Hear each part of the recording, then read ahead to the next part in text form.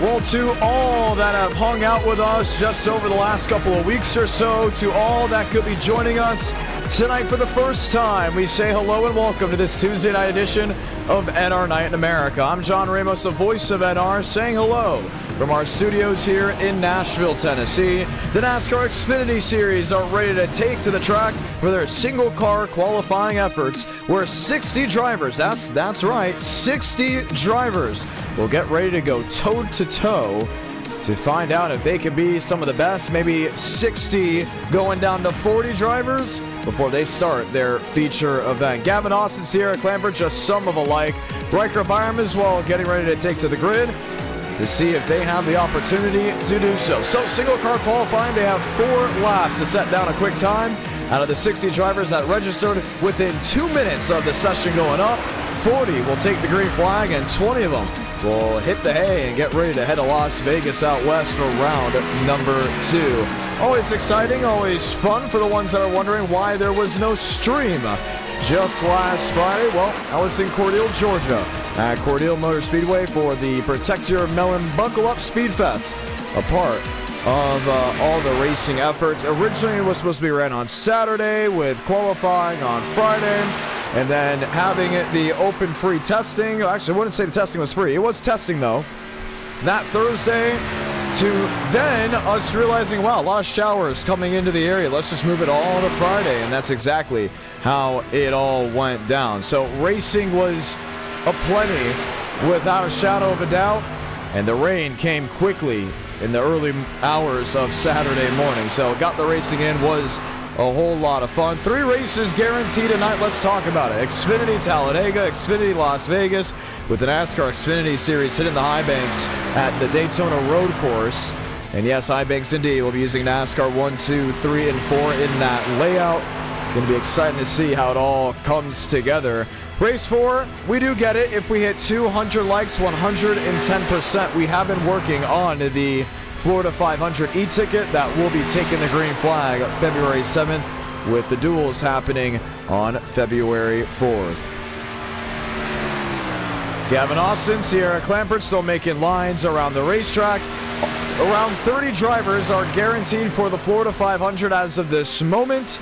Still need to talk to at least 40 or 50 more, and then from there we will dwindle them down to the 62-car grid, where 62 drivers will then attempt to duel to see if they find their way into that 40-car field. Riker Byram, first one to put down a time. Cooper Phillips puts one down as well. He goes second. You look at Miles Davis, you look at Mateo Ortiz, Christian Delgado, all going around. So no duels tonight. That's correct. No duels in tonight's offering of NR Night in America. All of you seem to have voted early on race only. And now it is just now hit race only and duels plus race. So do keep that in mind if you want to have an opportunity to vote on the layout. If we do Super Speedway racing early, joining into the stream early on around 5:30 to 6 o'clock Eastern, where you can go ahead and cast your vote. And it looks like we'll be doing single car queue. Going to be excited. The Rolex 24 coming up here in, I want to say, a matter of days, if I'm not mistaken. It was just the Roar. It should either be this week or the week following. I'm excited to see how the Rolex 24 all goes down. James Thurston, Richard Cheery, Micah Curtis, Kenny Reel, 45 drivers so far have put down a time. Sierra Clamper on the racing surface, now down the backstretch. Mitchell Armstrong, Miles Davis, Joe Herta, as 60 drivers or so get ready to put something in. Riker Byram currently in the show. He's 14th. Frank DeAngelis in the bubble of concern. Now dropping back dearly. Alexander Balderas, 31st. He continues to drop back. Hayden Walker goes 40th. Yaroslav Donskoy, 41st. Richard Cheery and others still putting down the time. So the left side of your screen, it's going to be changing a lot as 60 drivers gets dwindled down to 40. Want to say hello to everyone that's tuning in so far tonight, and we'll add a brand new poll maybe in just a matter of moments. But to everyone tuning in on this Tuesday night edition, hello, welcome, and hopefully you're having a great week, because we for sure are doing so as well. This Friday we'll be back with NR Night in America, and it's going to be a whole lot of fun. The 2025 excitement really is through the roof. And currently you're watching qualifying where 60 drivers will be dwindled down to 40. Evan McKnight, by the time I said that and finished it, he was bumped out. Jaden Reyna now on the cusp. He sits in the 40th position. William Johnson, he's 41st, and he may be out as well. So Matt Grab, James Thurston, Keith Ingram, Andres Varez.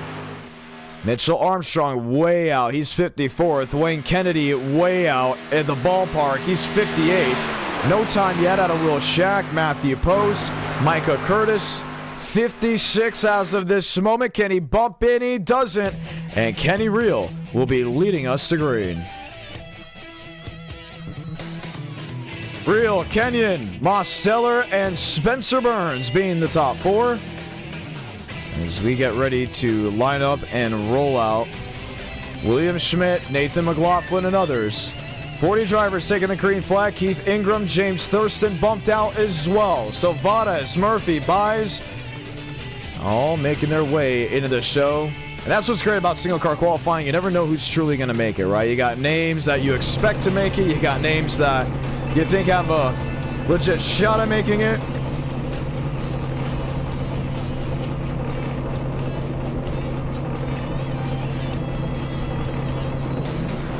And we'll get ready to go green.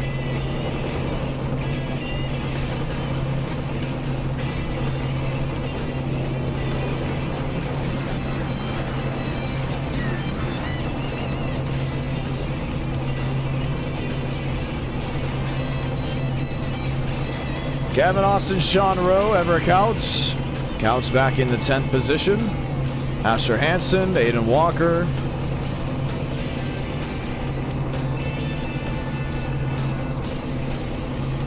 Chase Kroll back in 19th. Yaroslav Donskoy and others. Matter of fact, let's just go ahead and read out the rows as we get ready to go green flag racing. Welcome to Talladega. This is NR Night in America. Left side of your screen, you see it. Reel, Kenyon, Mosteller, and Burns. Schmidt, McLaughlin, Austin, Rowe, Delgado, and Couch being row number 5. Hansen, Walker, Carper, Chatsky, Hornish, Laskey, Truther, Bianco, Carlos Truther inside of row 9. Chase Kroll and Yaroslav Donskoy. That makes up the first 10 rows. Rodriguez, DeAngelis with Connor and Shamela. Lane Sanders, Connor Murphy, Patrick Connell, Mateo Ortiz, Mutinous Major, and Damian Vega. Cartledge, Herda with Riker Byram, Sierra Clampert, Bird, Balderas, LeBombard, and Buys being at row 19. Murphy and Andres Varez being the final ones to line up the rows. We'll go green flag racing next time by. For all the ones just filing on in, we say hello, we say welcome, and we hope you're enjoying, should I say, this evening of racing that's soon to come together. Welcome to Talladega.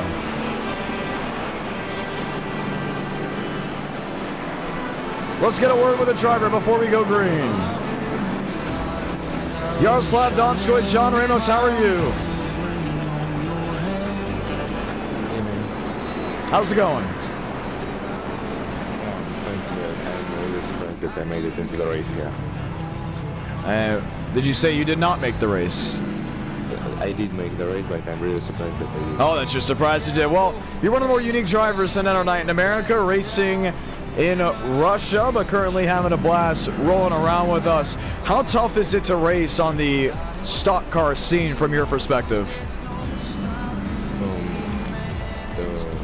It's actually pretty interesting for me, but sometimes it's hard and you got to have some skill to do that, yeah. And it's really interesting in the point that currently on the East Coast it's 8 o'clock in the United States, 7 o'clock Central Time. But for you, if I'm not mistaken, it's 4 o'clock and it's early in the morning. That sun may rise by the time we get done with racing tonight. Yes, it's 4:09 a.m. for me right now. Wow. All right, well, I know you're going to be a tired one, but hopefully you're going to have a lot of fun racing with us and have a great night of action. Good luck there. That's Yaroslav Donskoy. A little bit tough to hear him because it's late at night trying to keep it down. So let's talk to a driver that I think can get just a little bit, maybe more excited at the upbeat side. How about Lane Sanders? Sanders, John Ramos, how are you? Hello, John. We always get very energetic with NR Night in America. You always get very energetic when we get ready to go racing. We're going to get the one to go this time by. Final moments before we go green. What do you think now knowing that the duels are not in effect for this race? Man, I just lost half of my team. We Wow. all tried doing the exact same thing. Half of us made it in, half of us didn't. I got one person that's going to be the NWP with me, and then I got one person that isn't. So I was hoping we could practice like coordination and all that fun jazz. All I guess I right. can teach Yaroslav how to do this. Oh, it's going to be fun to see. Maybe a little bit behind the 8 ball, but not out of it yet. Lane Sanders, good luck. Ladies and gentlemen, we have gotten the one to go. Let's go ahead and say those magical words. God, speed drivers, you are go for throttle up. Real and Kenyon, Mosteller and Burns, that being the fast 4. And when they come off at turn number 4, it is going to be all racing for 40 drivers strong. We haven't done a 60-lap feature at Talladega in quite some time because when we added the duels in, it kind of changed the way we did things. But now these drivers want to adjust, almost take it like a half an e-ticket on the patience level. But will they be patient? Only time will tell. For the viewers still filing on in, welcome to round 1 of the night. Here, a part of NR Night in America, NASCAR Xfinity Series racing at Talladega. After this, we follow it up with racing at Las Vegas, racing at the Daytona Road Course. If this is your first time joining into the YouTube channel, we say hello and welcome, and hope you subscribe with notifications on so you don't miss any of the eSport events coming in the future, and more NR Night in America. Next broadcast, Friday night at 8 Eastern, 7 Central, moments away from the green flag.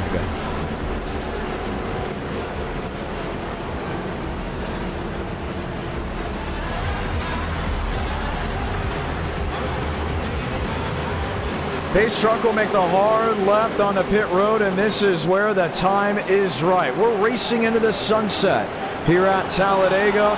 Look all the way down that short chute heading to the tri-oval. That's 40 Xfinity Series machines strong out of the 60 drivers that attempted to qualify. Making the race is already a tough feat. Winning, a lot harder than you think. So without further ado, let's light the fuse from Sweet Home, Alabama.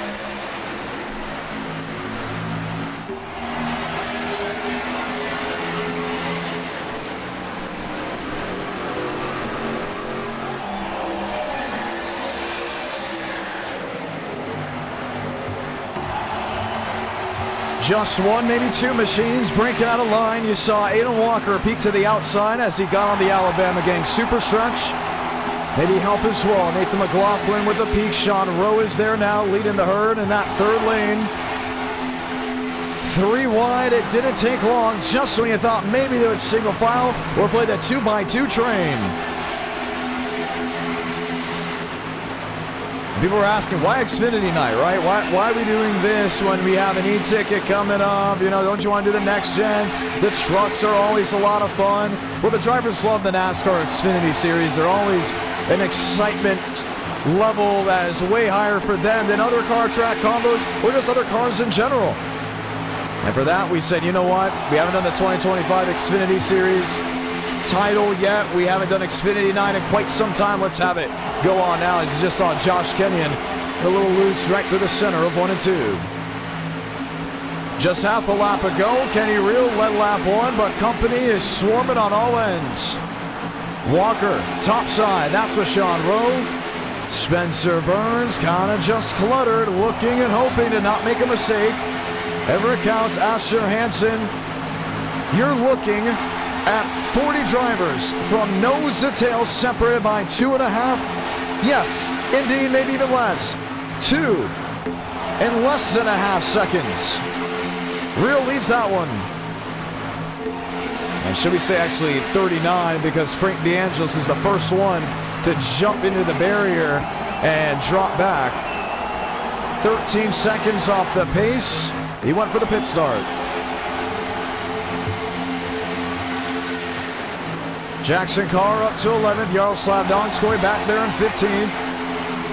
Riding on board, this is with Chase Crawl. Remember, Crawl is in the 18th position. This is in an area that is going to teeter back and forth for himself. You can either drop back, you can go forward. But from this view, you see that it's very tough to move forward because there's so many cars on so many different sides and hogging up most of the racetrack. Once you're in 18, going forward is a lot harder than going back. That's why you start seeing that shuffle. And now starting to see that single file train from about the 22nd spot. Josh Kenyon taking hold of the race lead off turn number 2. Kenny Reel, Pete to the outside. Mosteller joining in for Kenyon. He gets a little bit of a northeast shove. Both drivers up from the New England area. Reel with help will drop back to the bottom. Spencer Burns in that 3rd position. That is the Aflac 99. And Burns has got something to prove. You know, we talked about 2024. It was not a great year to be a Spencer Burns fan. It was not a great year to be rooting for his 06. But he did well at the Florida 500. He did a fantastic job, led the most laps. And he is really looking forward to this year's Florida 500. Something to prove. And it's all on the line right now, just 4 laps into this main event. Crowds Perchatsky. Perchatsky in the 5 on the outside lane. Give it maybe about 4 or 5 rows back. You also have Donskoy back to 11th. Let's look deep in the field. This is Bryson Bird. Driver out of Texas, sitting in the 28th spot. Have you ever watched a super speedway race? A lot like to watch up front. Hey, who's going for the lead? Who's shuffling around? Who's making that change? As you see the Patrick Connell, Spirit Airlines number 10 to the right of your screen. Mateo Ortiz behind. But when you watch a little bit farther back in these packs, it's a different story than what's going on up front. And it's not very consistent. Sometimes we've watched races where up front, including in the duels, you have everyone single file or 2x2 and just logging laps because they know that they're in the show. While deeper in the pack, it's like they're right in the thick of a battle. Versus right now, I haven't seen a lot of energy back here. We've seen it mostly 2x2, single file. No one has tried the 3 wide unless they've been really up front trying to make something work. But currently all is calm from about 25th on back. Kenny Reel just being unsuspended from iRacing. And from what we heard, he sits in the 3rd position. Spencer Burns, William Schmidt. Josh Kenyon as well, now back leading. NASCAR Xfinity Series racing. Usually you're used to the wildness and the chaos that is brought with the next gen or even the truck. But the Xfinity Series, it's more textbook, including as of recent, because the aero package doesn't promote the massive runs. Now, can you go out there and make a move for the win? Of course. Can you go out there and make a slingshot maneuver, pass for the lead? No doubt about it.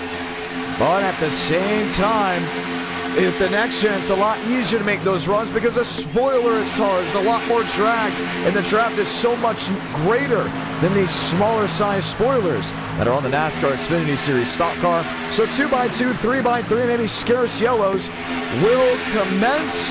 But I'm predicting those last 10 laps are going to be just like NR and everything that you know and love. Real inside, Josh Kenyon with him. Mosteller, McLaughlin. Dakota Lasky sitting there in 12. That's to the inside. He's got Bianco in view. Lasky in that number 30. 3 wide behind Carlos Struther. And every time we go super speedway racing, drivers like Carlos Struther have the opportunity to net gain. They have an opportunity to prove if they can do something right, if they can try something that's different. And you just saw the shuffle behind. That may have been Herta. Joe Herta and others having to check out of the gas. Patrick Connell in 10. They're in the 29th position. One push, one shove, and what was 2x2 is now scattered machines from 28th on back. 3x3 up front. Race leader, that's brand new on the outside. Just for the time being, it was Sean Rowe. Now let's not act like it hasn't gotten a little bit wild up here. You see Kenny Reel doing a lot of blocking. In front of that is Spencer Burns.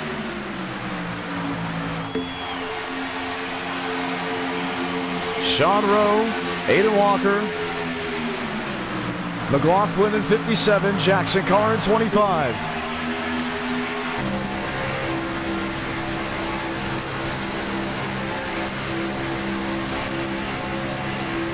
Let's see how easily upset these cars get when you start to push them.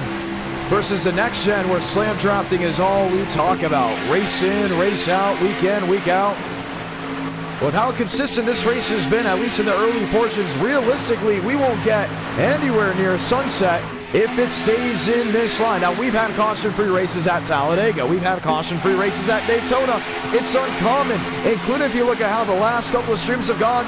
Every time we go super speedway racing, there's just not enough tow trucks for the rest of the field. But so far, it's been quality over the quantity of wrecks as Real continues to take a stronghold on the inside lane. Sean Rowe will swipe the ballast. Spencer Burns, 3 by 3, make it maybe 4 or 5 rows deep. And before that single file, Frank DeAngelis, there he is in 69.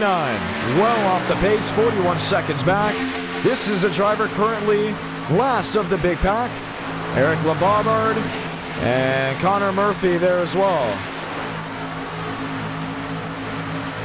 Lombard, another one trying to make a name for himself in 2025. You're watching NR Night in America. It's Rush Hour from Alabama here at Talladega Super Speedway. 60 drivers entered within 2 minutes. 40 took the green flag. And if you want to watch racing that the drivers love all night long, then this is the stream for you. NASCAR Xfinity Series racing at Las Vegas will take place at the conclusion of the Talladega feature. And then after that, we'll have racing at the Daytona Road Course with these cars. All excitement, all fun. Now approaching 49 laps to go. Kenny Real has led the majority of this race, and I don't think he's going to want to back out of it. Currently 5 of the 12. Josh Kenyon grabbing 4 of the 12 on the inside. Now pushing the Real 11. 3 wide, 3 rows deep in that third lane. If you're going to make it work, it has to be a pump and dump, because so far, every time that it's just stalled on out, most have not been able to just sit with the main group. That is 2 by 2 on the bottom.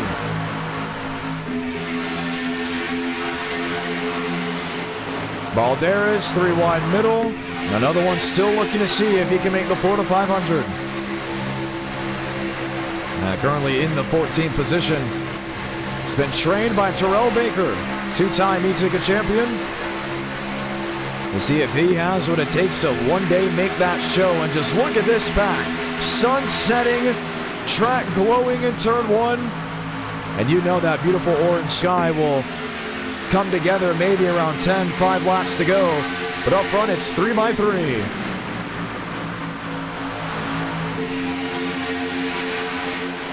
So 3 drivers have lost the draft. One amazing block really deep in the field, and that may have come at the expense of the 2, Gavin Austin.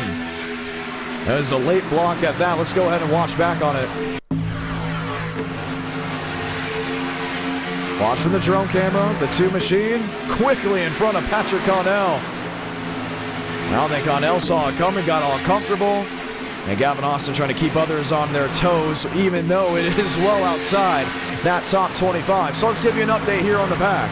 So far, 3 drivers have lost the draft. Frank DeAngelis in 40th, Connor Murphy there in 39th, and Eric Lombard there in the 38th position. So Daniel Murphy in 37th, separated just over 2 seconds from the leaders that are currently 3 by 3 by 3 behind Kenny Real. DeAngelis will be the first driver to go a lap down with 47 laps to go. And this is what's great about this style of racing. You're kind of just itching and wondering. You know, you're watching back at home. It could be on a phone, it could be on a TV. Sometimes it does happen to be at a bar from what we have found out. And you start thinking, okay, are they gonna make that mistake? And you start wondering, and then you start getting comfortable too. Okay, 3 by 3. Hey, let me get some popcorn. Maybe I'm gonna use the restroom. Let me go ahead and grab a beverage. And you come back, and all of a sudden you think the whole field has been wiped out. It takes one mistake out of any of these drivers that are sitting 3 wide for the entire complexity of this race to completely go head over heels. And as of this moment, it's all the wait and see. Now, we haven't talked about this in a while for a race at a super speedway, then our night in America. Pit strategy, that's right. It is a very high possibility in or around 40 laps of a consecutive green flag run. We expect everyone to have to make the jolt on the pit road, 55 miles per hour. A lot harder than you think, and a lot harder than just what I have said. And it's mainly because if you're used to going 190, 195 miles per hour like these NASCAR Xfinity Series machines can do, rolling it down to 55 is troubling, and Spencer Burns was inches away from clearing himself there on Sean Rowe. He's stuck 4 wide. We'll get help from Carlos Truther.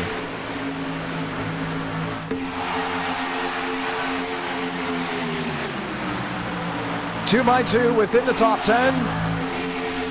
Still hugging around 4 wide. Now back 3 wide.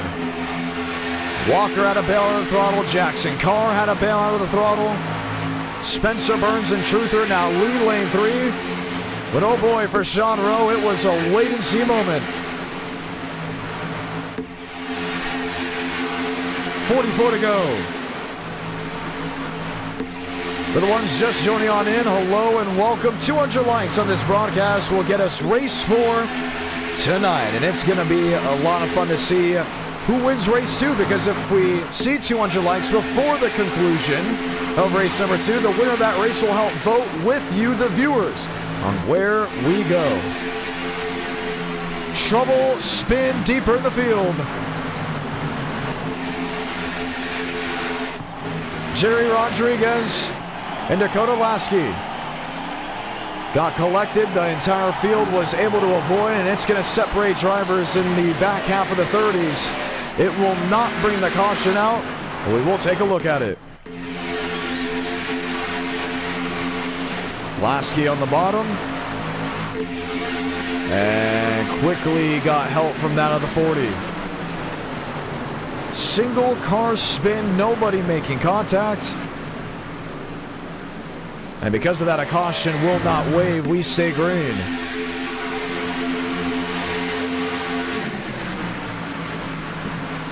Three by three. And this is a new pack. 17th, 19th, 20th. Still scattered machines from about 23rd, 29th. And it was Damian Vega that turned the Lasky 30. And there's Vega now in the 40 machine. Running in 29th. Mutinous Major.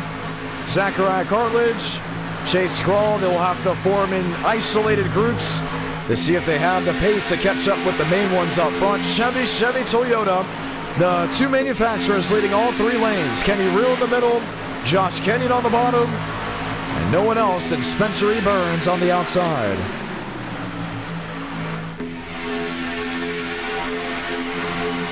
The thundering sound of machines.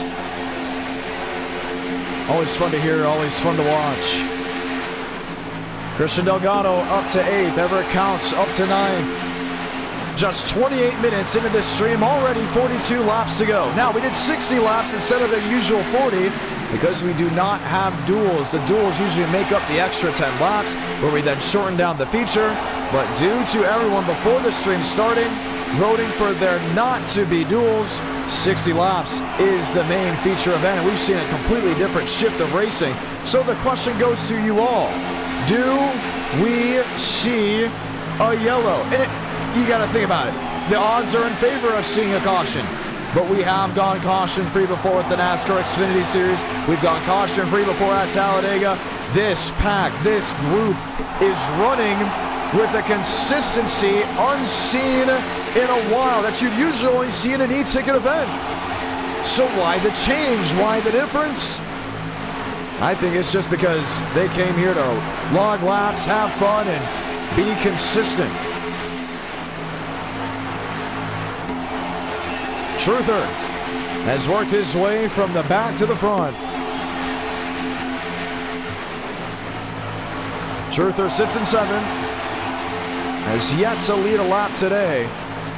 Has been closing in on that race lead little by little.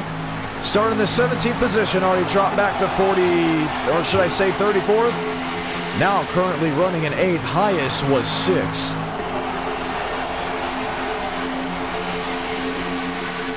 It's been Kenny Rill's day on the inside. And behind him, that is the 27 of Josh Kenyon. Rowe in the middle, McLaughlin right behind him. All lined up 3 wide, and Burns again going for a side draft. Trying to put the field on their toes. What was a 37 car pack up front, jostling around this racetrack. Well, still has 40 drivers racing, but it looks to be 35 currently within a group. Check that, not even close, 29 within a group as the second cell of machines have just crossed the start-finish. Kenyon leads on the bottom. Daniel Mosteller is now with him. New number for his e-tickets in 2025, it's all number 87.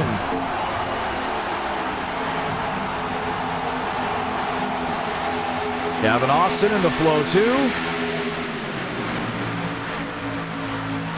Doing what he can. Kenny Reel still in the middle. We haven't seen Reel race like this in quite some time. We're going to have to ask him what the change was. And Spencer Burns on the outside still there with Carlos Truther. We've been seeing great things out of the Truther camp. Jeff Perchatsky running well up inside that top 15. Jackson Carr, Andres Varez, Maximilian Bianco doing what they can and running really well at that.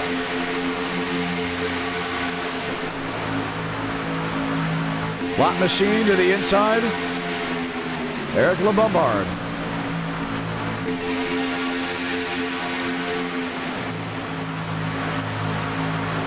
.38 to go.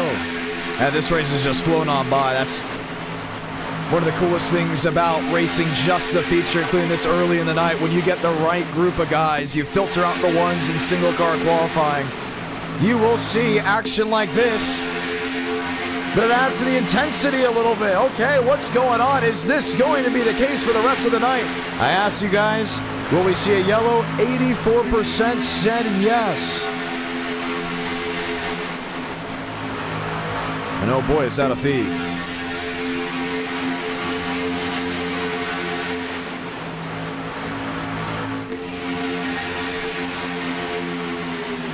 Two by two, 3 by 3. And once again, that outside lane starts to drop back just a little, and you can see why. Not the numbers they want on that outside lane. Inside and middle. Strong 2 by 2, and not allowing a lot of airflow in between.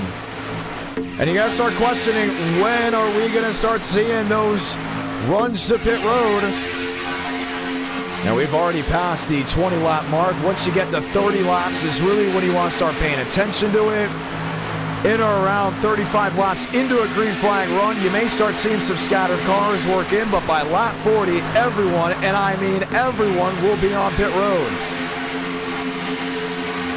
Riding on Jackson Carr. Time to blip out of the throttle. 188 miles per hour. We've seen speeds up to 192, 193. What so many like to see. Got to give it up for Spencer Burns, doing everything he can on that outside. 3 by 3, make it 4 or 5 rows deep. And Burns has been able to help the charge topside with that of Carlos Truther. Sun continues to set. Track continues to cool. Asher Hansen, Jackson buys. Yaroslav Donskoy. Spoke with him before green flag. He's on the outside, still stuck 3 wide. Company in front of him. Ooh, just scraping the wall. You heard it there. And it's tough for him to race, racing at 4 o'clock in the morning. By the time this race comes to a close, it may be 5 a.m. It may be 5:30 his time. But proud to be racing an NR night in America. There goes the 30 machine to the inside. The rest of the field goes to scatter around them. And we'll quickly make up that net loss. Dakota Lasky, excuse me. In the 36 spot. Remember, he did get turned, and it did not result in a yellow. One hitting the fence, that being the number 32. Burns drops back, Truther drops back, and the help it was topside, now no more. Ever it counts. Allows Jeff Perchatsky to jump up into the 6th position. I don't want to go ahead and say anything, but we're looking at some possible first-time winners or underdogs up front currently. You know the notables. Kenny Real, he doesn't win often. Josh Kenyon, he hasn't won in a long time. Schmidt, he's the closer. Lowe, he's used to winning with the next gens. Christian Delgado, we're talking Christian Delgado up there in 5th. The B team is here and rolling. Perchatsky in 7th. Mosteller, a veteran in 5th. And then what are some other drivers there that haven't won? Okay, Asher Hansen, Jackson Buys. We've seen Carr win. We've seen Balderas win, but not in some time. Maximilian Bianco sitting there in 11th. A great field of machines. Some looking for their first win, not just in 2025, but ever. And Josh Kenyon now leads that field, was so close to leading the most laps at one point. He has now led 5 of the 28, and his successor currently is Kenny Real, 19 of 28. The now Kentucky native was Indianian. Runs to the outside, and he's 2 by 2.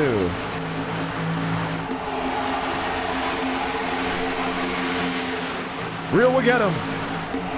32 left.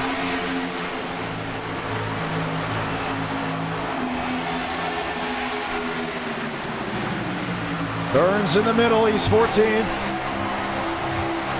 Remember, was fighting for the lead at one point. Carlos Truther, 39. A helping hand by the 25 machine. I think Herta's got a lot of great things going for him. Just needs that confidence that he will be up there consistently.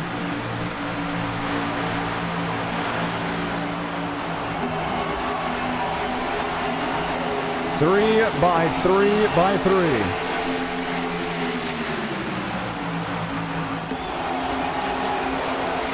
31 to go. I haven't seen Real race this well in quite some time. I mean, it's honestly astonishing how he's managing the lanes and how he's going in and out, doing what he can to run up front. And will be 30 laps to go this time by. Carlos Truther on the outside lane. Will swap down right in front of Rose, swap down in front of Kenny Real.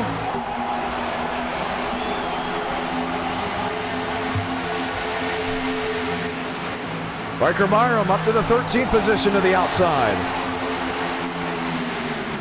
Calm before the storm. You thought the storm was going to brew maybe about 5, 6, 7 laps ago. It's not. Truther now inside. Will get a shove by Real. Sean Rowe leading a lap in Ford.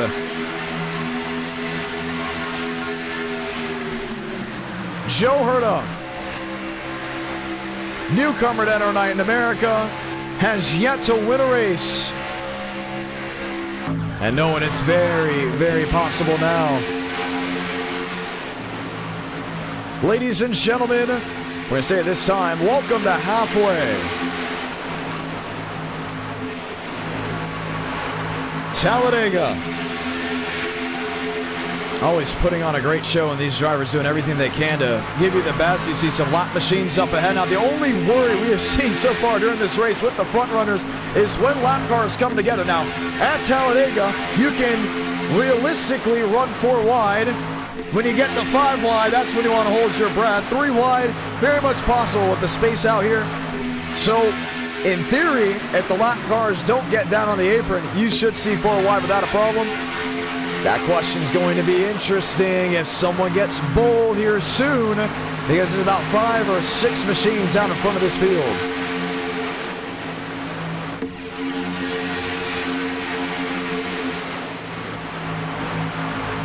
Perchatsky. There's the move. Spencer Burns, the 99 to the outside. Mateo Ortiz will now go with him. Damian Vega in the middle. That's at 40. 28 laps to go. Sean Rowe leads.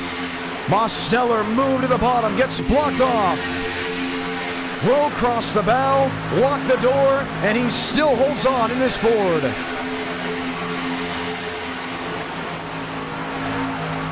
Joe Herta still is trying to make that third lane work. Mosa move. Jumps away, Sila Perchatsky.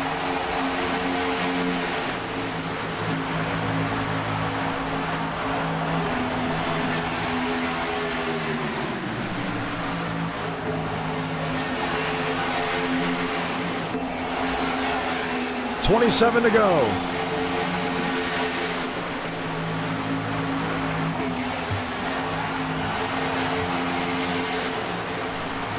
And you gotta love the resilience out of some of these guys that have been put in bad positions, like Rowe, like Burns.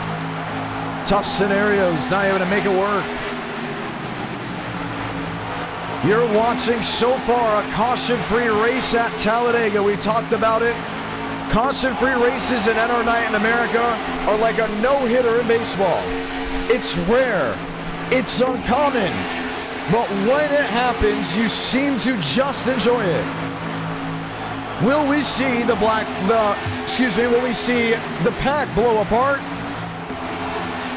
Or will we see a race all the way to the checkered? 4 drivers out in front of Sean Rowe, soon to follow the clutches.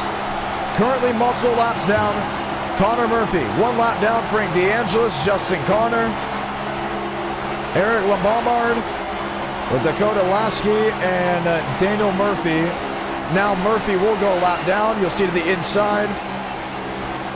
Zachariah Cartledge soon to go a lap down as well, as this field all just fans on out. So DeAngelis now 2 laps down in this race. Connor Murphy 4 laps down.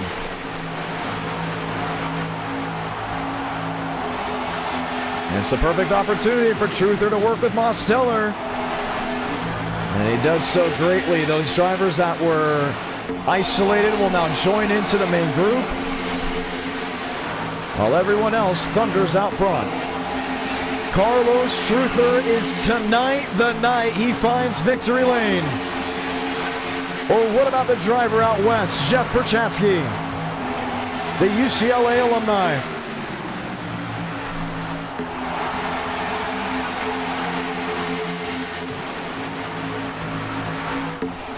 Home machines down on the apron, jumping out of harm's way. Truther advantage on the bottom. The inside lane has been a treat unless you get to the tri-oval, and that's where lane 2 really gets the heave. Kenyon, Mosteller, they're working in a pair.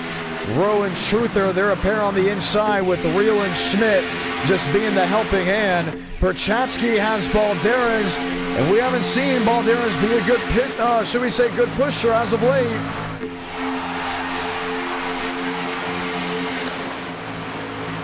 Truther to the middle. Rowe on the bottom. Now paired up with Kenny Reel. And you talk with Carlos Truther, he always wants to be where Daniel Mosteller is. He's talked about it before. 4 to 500. That's what he wanted to do. It didn't happen. Talladega with the Alabama 500. That's what he wanted to do. It didn't happen. What's the similarity between both those events? They were super speedways, and Mosteller went to victory lane in them. So this is the opportunity. Do you stick with the 87? Does most think you could be an ally? And could that just be what Carlos Truther needs to get a victory here in round 1?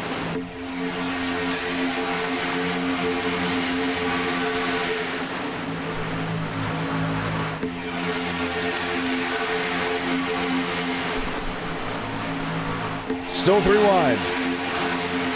4 rows deep.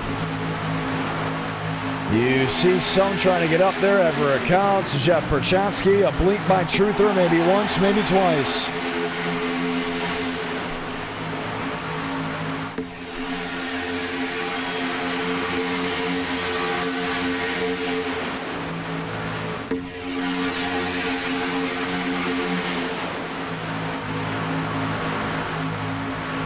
Rowe on the bottom.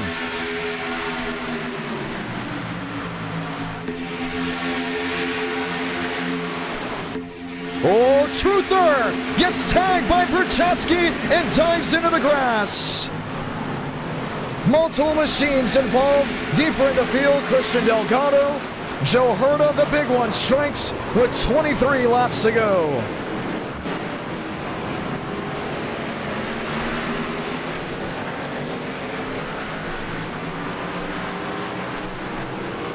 Sierra Clamper involved.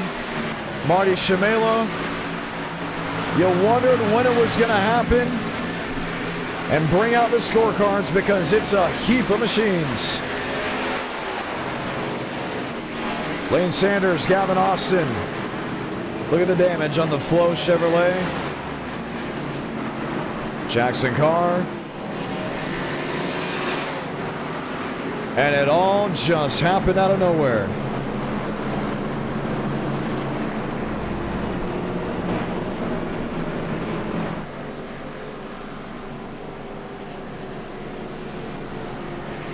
Mateo Ortiz did not get involved.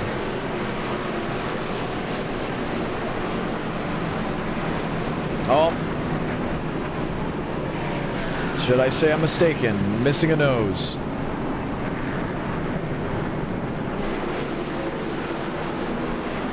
Just coming off turn 4 to complete lap 23 is when it all struck. Let's watch back. There's a lot of shakeups up front. Drivers trying different things. In the spare of the moment. Berchatsky outside in the number 5. He has Balderas right with him. And how did this occur? Truther comes up. Berchatsky did not get out of the gas. Swiped the back bumper. And there went the 39. And it looked to be 4, 5, 6 machines in the grass. You expect there not to be another issue after that. But then it was a chain reaction after. Multiple machines checking up. Jackson buys and Bianco did not. And when Marty Shimela then clips the 50, Christian Delgado got a piece of it. And others just scattered into the crash. Andres Vadas able to avoid.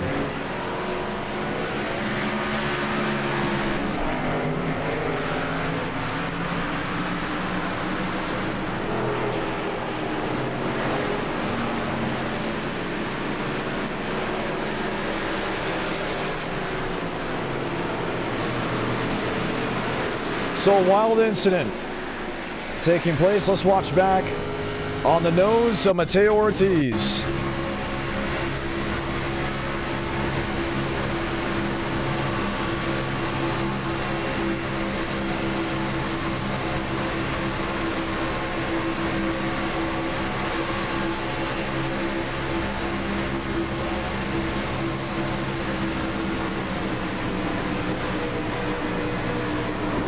Man, didn't even react.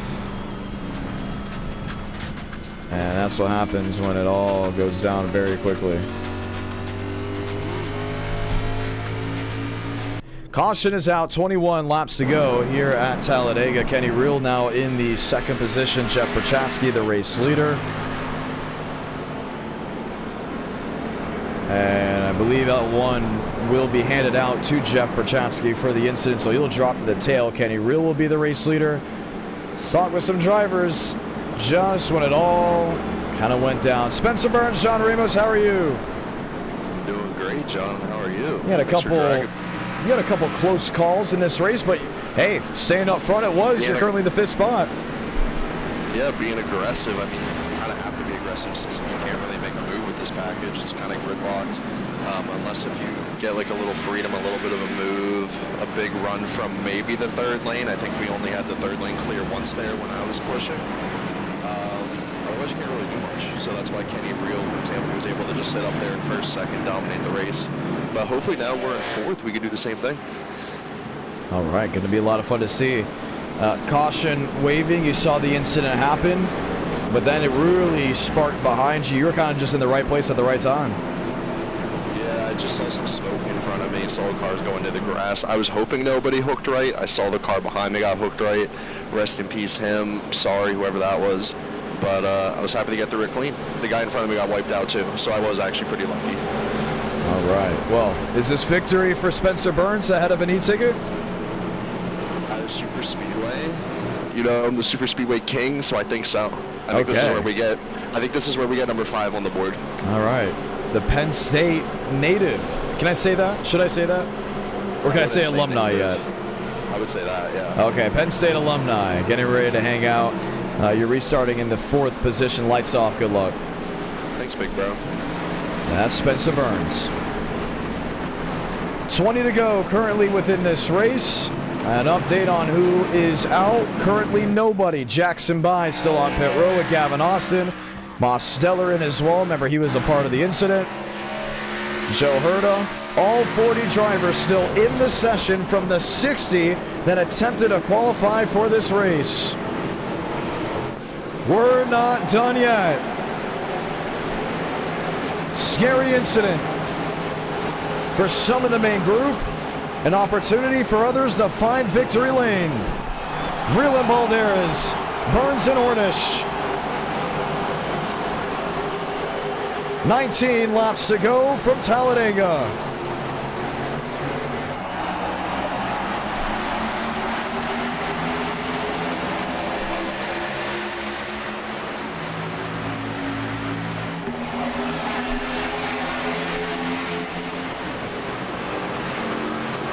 Balderas getting help on the outside, leading to turn 1.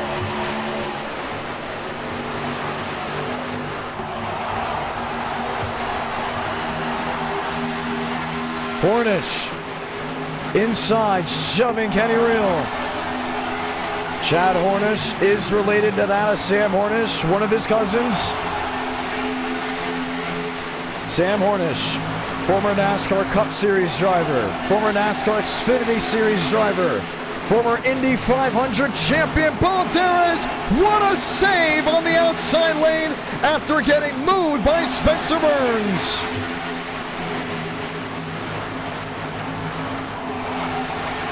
Can you believe it? Man, and I think if that was 6 months ago, he would have gone around. But we'll drop deep in the clutches. He's another one that has to prove something, and that save may have just proved a lot.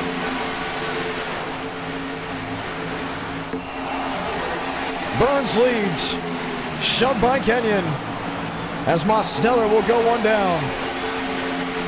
And still not a single driver out of this race.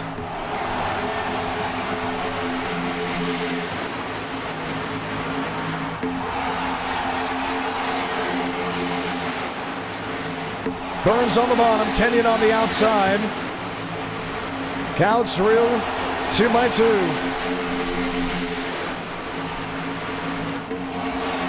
Trouble, spin, Ada Walker, turn 1. Collects multiple machines, costs him a wave. Patrick Connell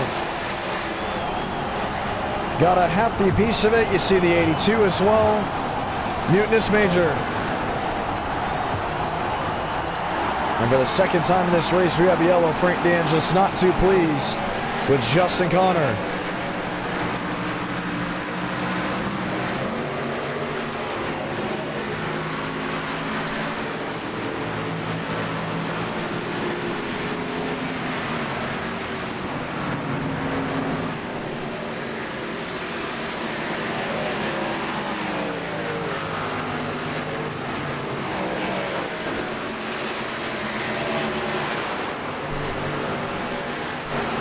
Long green flag run, followed by a caution, that then led to another. And you see it right there, just a little bit later in the move. Mutinous Major going up, going down. Carlos Truther catching the outside rotating wall. How it sparks, it's going to be interesting. You got Truther going 4 wide. Oh, man, hit checks the 82. And still was resulted in the wreck. Perchatsky, Connell, Really nowhere to go for them. Alexander Balderas quickly to the inside. What was Frank DeAngelis not so happy about? I'm guessing he got drilled in the back by the 51 machine. Oh, yeah. Very clear why he was upset.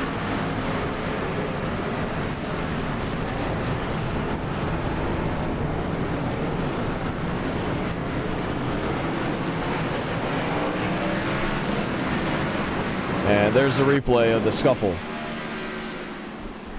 You know, let's go ahead and talk to Frank DeAngelis. Usually we like talking to him a little bit later in the night.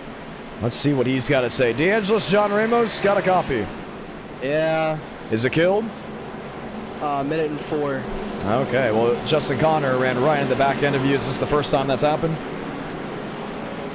Yeah, that was the first time I got hit all race.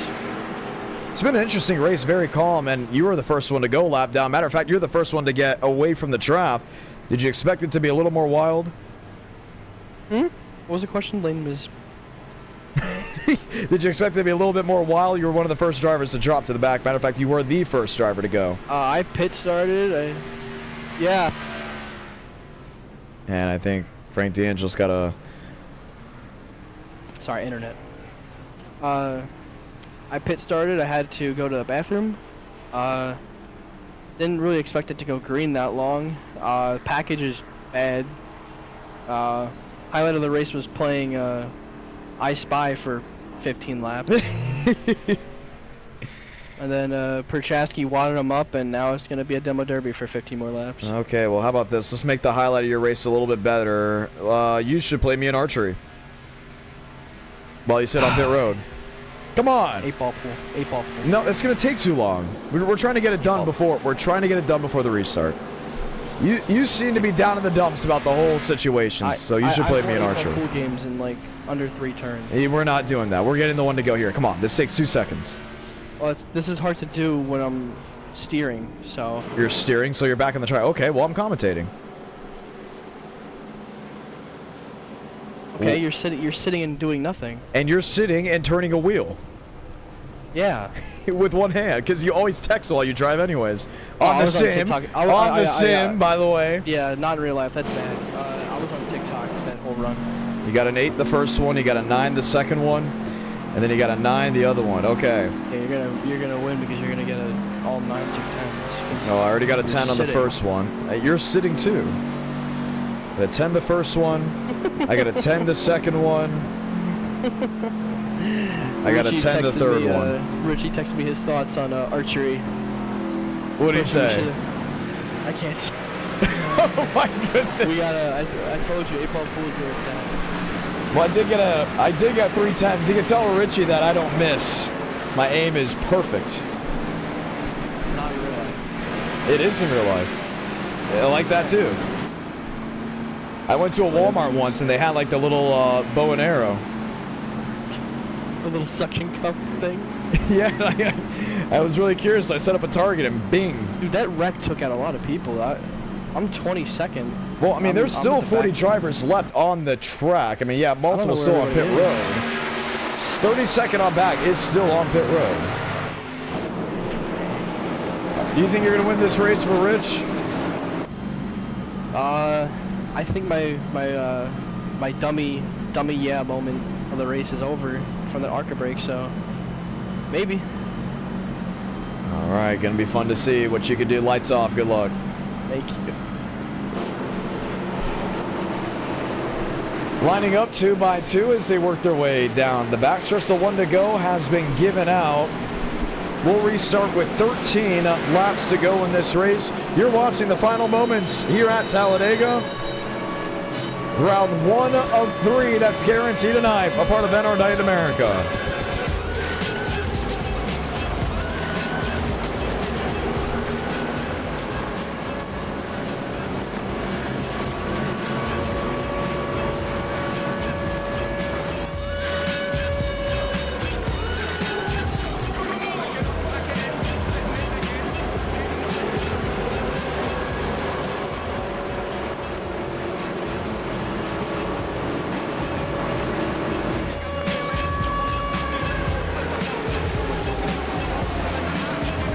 Pace truck making the hard left on the pit road. Let's try it again. Spencer Burns, 99. Can he reel in 11?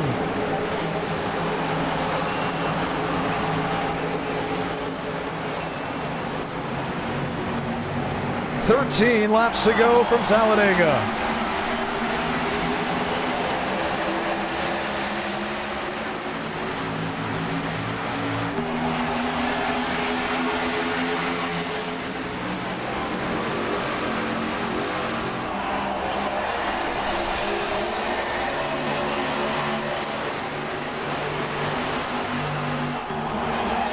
Burns leading on the bottom.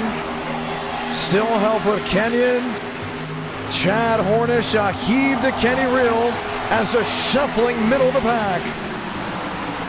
Cartledge, Truther, Clamper, Murphy.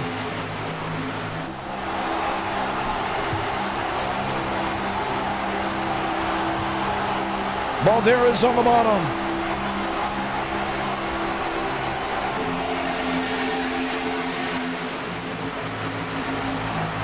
"12 to go from Talladega."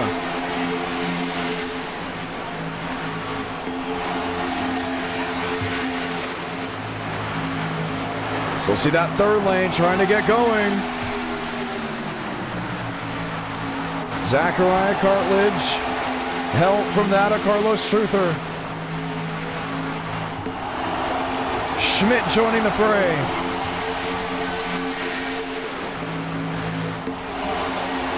Burns in the middle.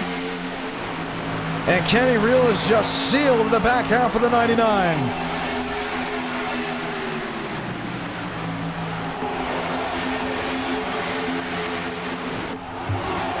"12 to go, 11 to go from Talladega."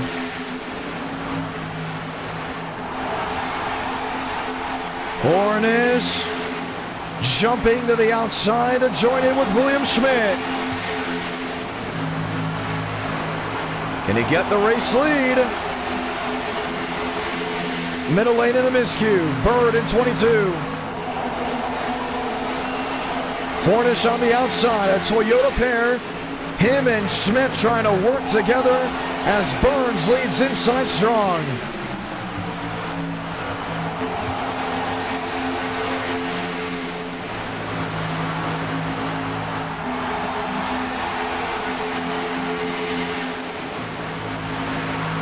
Burns to the middle. Trouble, spin in the shoe. Damian Vega going for a slide. Everyone moves to avoid. Single car spin will bring out the caution. It could have been a lot worse, but it did separate a great deal of machines. Second incident tonight for Damian Vega. First one to result in a yellow. And the chute heading to the tri-oval has been one active area for incidents.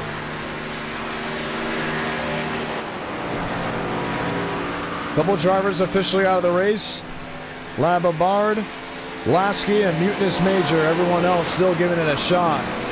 And for Damian Vega, unfortunately, an incident resulting in the accident. Let's see once again. And this is heading down the backstretch.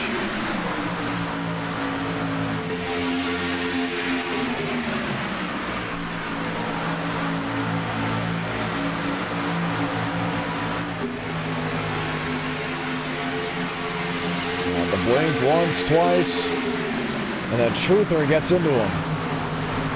Now, there is some rumors from some drivers saying Truther may have caused the first incident. We still believe it did come down to Jeff Perchatsky. But he did cause the second caution, and in this case, he did cause the third one. And granted, Abraham Veal was blinking. So it's hard to fully pinpoint it there on the 39.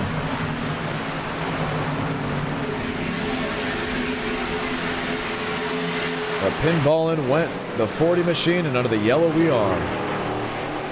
Burns, Kenyon, Reel, single car spin. We expect this to be a quick yellow, so we should be back underway soon. Bryson Bird, Everett Couch, Jackson Carr, Chad Hornish, William Schmidt, Chase Krall, Zachariah Cartledge, Carlos Truther and others. Let's see if we can talk to some guys.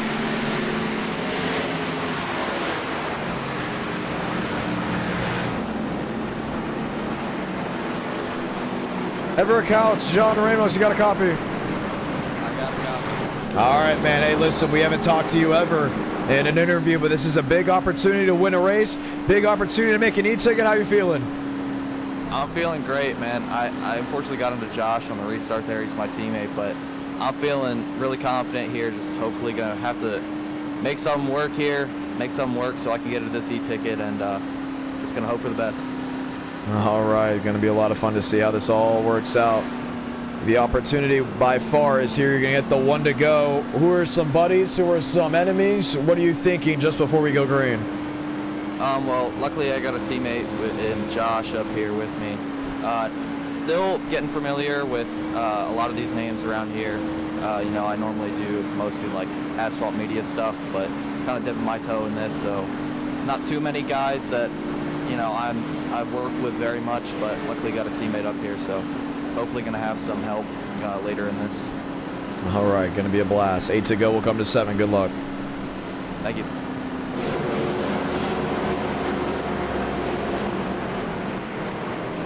So we'll be ready for the restart here in just a matter of moments.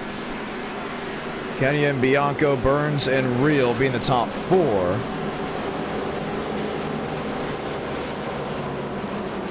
As we get ready to go back green flag racing. Now, we haven't talked much about Riker Barham except for the earlier part of this race.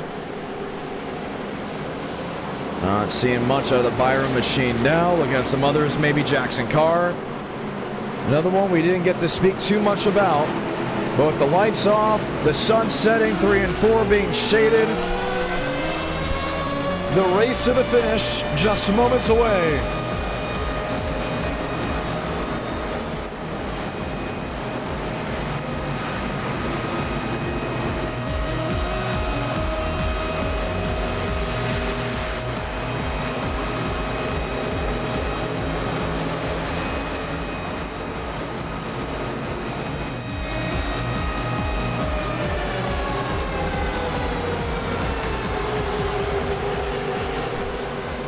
Burns on the bottom, Kenyon on the outside. Roll through the restart zone, 7 to go from Vega.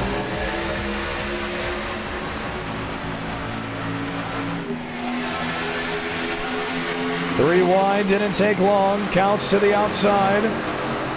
Cornish going with him, Chase Kroll latching on as well.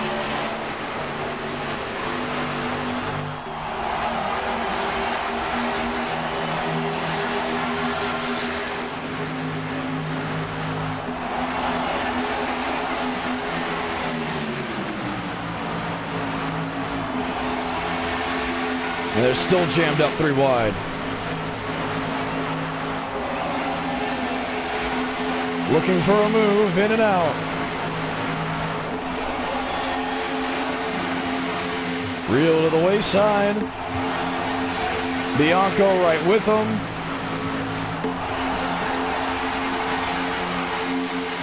Should we say Kenyon topside with Bianco?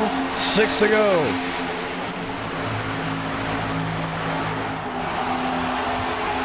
Chad Hornish, Carlos Truther, can they get that 3rd lane working?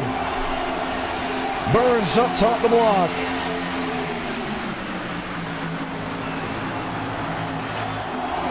And this is the group, this is what they got to offer. Damian Vega, Riker Byram out of the race. Others still in the thick of it.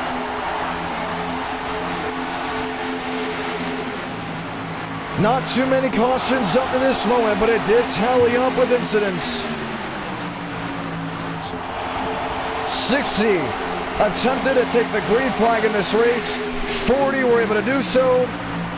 The best of the best are here, 3 at rest, 5 to go.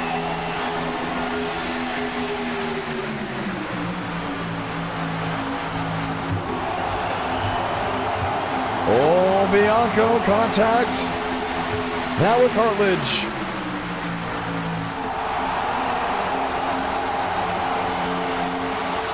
Hornish with Truther. You see Burns backing up just because he knows how much he's going to need a key from Kenyon. But too much daylight will give Real an opportunity to jam him up, and that's what he's going to do.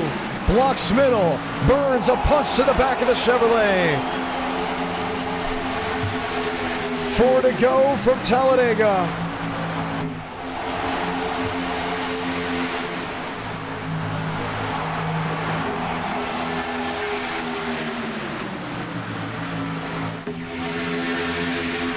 Chevy, Ford, Toyota, all three manufacturers, 3 wide.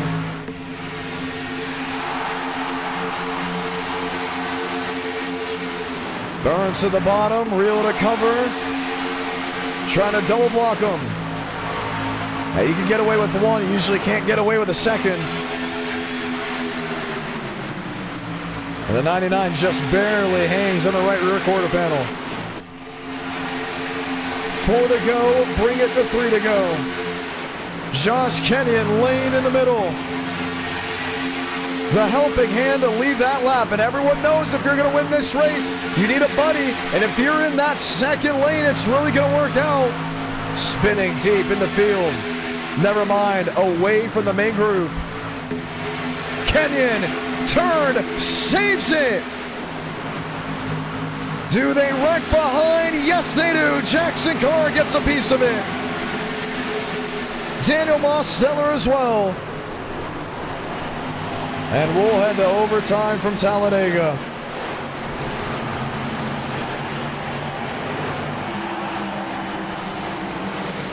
How in the world did Josh Kenyon save that car?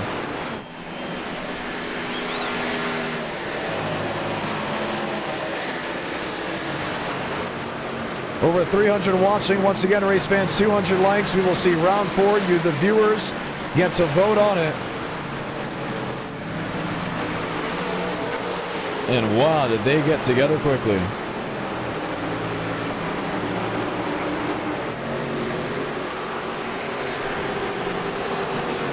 Take a look. Off the nose of Bianco. Hornish, Truther get pinned up, and when Connor Murphy got into Daniel Mosteller, it chain reacted Jackson Carr, which in turn continued to chain react the rest of the field. Now when you have incidents like that, you hope everyone can react quickly. Jerry Rodriguez.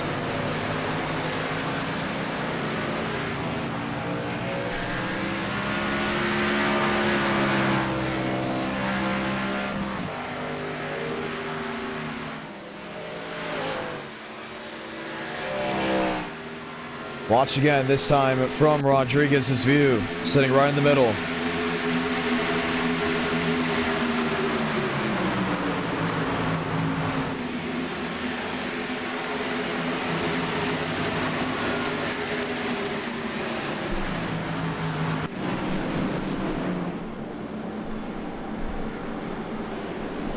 So the caution does wave, and we get ready for an overtime.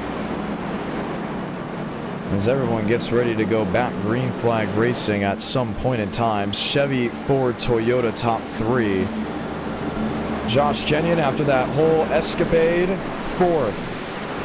And probably should have been a whole lot further back if the yellow did not commence.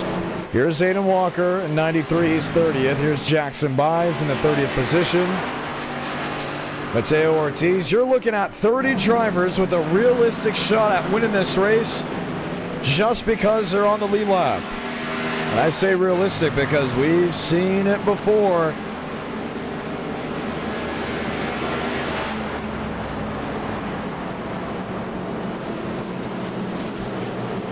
So what's soon to happen? We'll get the 1 to go. That will be next time by. And all these drivers will line up 2 by 2 for an overtime finish here at Talladega. How does it work? Pretty simple. We restart the race. The drivers climb the banking into turns 1 and 2. If we see a caution with 2 laps to go, will do it again. The field will size back up, 2 by 2, and they'll go nuts. But if they get to the line to complete one singular lap, that will then display the white, making this race official. Next flag would end the race, automatically being the checker flag, because we don't throw the caution on the last lap here in iRacing. Time to go green. Want to thank you to everyone that's become a member as well, has super chatted and hung out with us. Great night of action, great night of racing, all coming together.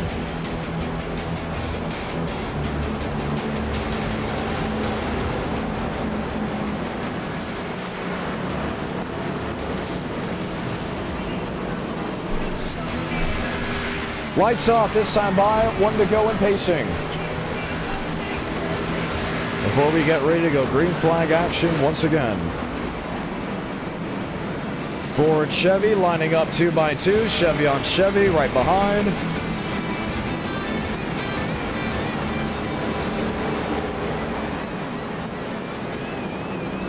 All moments away from green.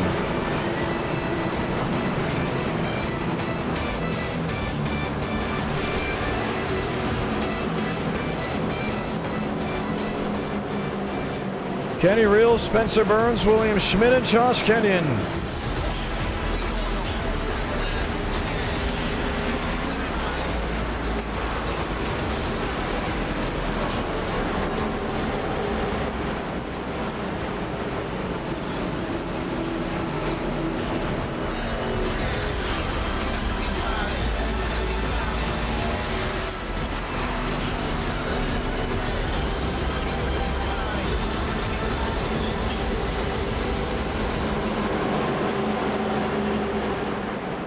And we all get ready to rock and roll. Bianco, Cartledge, Kenyon, Schmidt, Burns, and Reel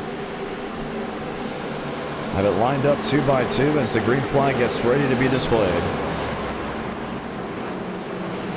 What can these drivers do as we get ready to ride? Connell, McLaughlin, D'Angelo, Shamela, Mosteller, Hornish. Hornish there in the 16th position. We saw him up front at one point in time. Seeing if maybe, just maybe, he can pierce through this field with a bold restart.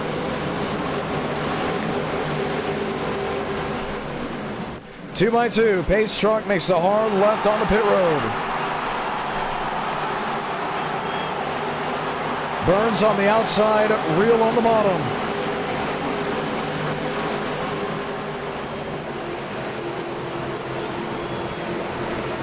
Two laps remaining from Talladega.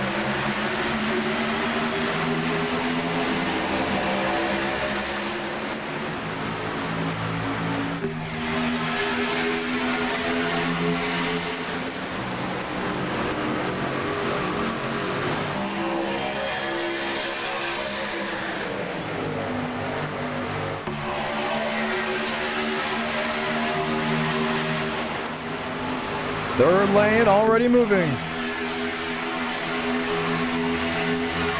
Bianco looking to the outside. Sierra Clamper looking to the outside. Can they commit? Can they get room? Spinning Patrick Connell. Only one to drop out of the way. Spencer Burns, 99, has help from Josh Kenyon. This race is official. Santa Blanca, 1 to go from Talladega.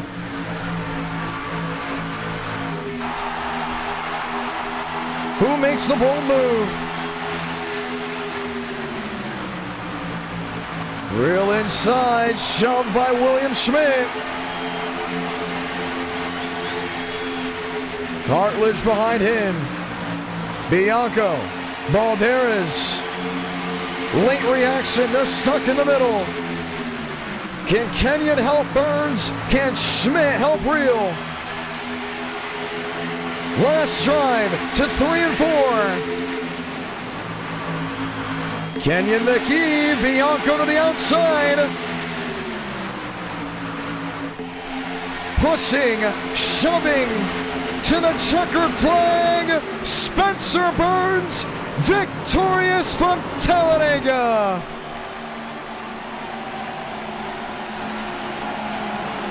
And the middle lane just ended up working. The driver from Jersey.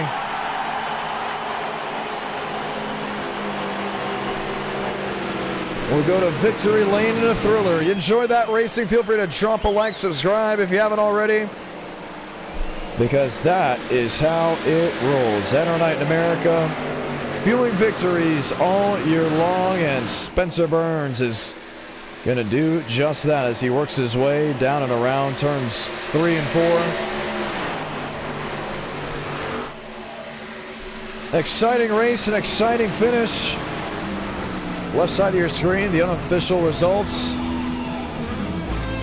as the 99 ducks it in the grass.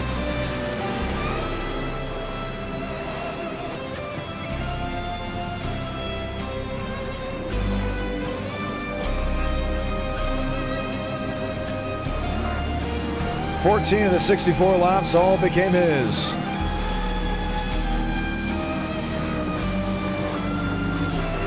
Beautiful crowd at hand. We're not done yet.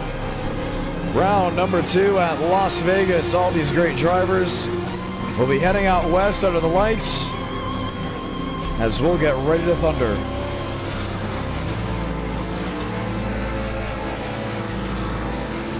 Burns goes to celebrate.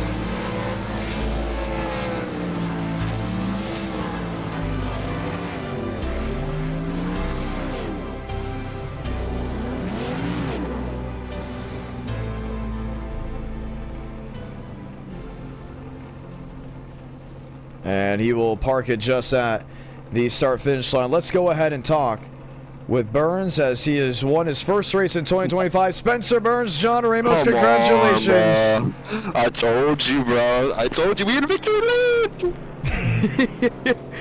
Well, you were up front. The entire race was awesome to go in and see. We'll watch back on the finish in just a matter of moments.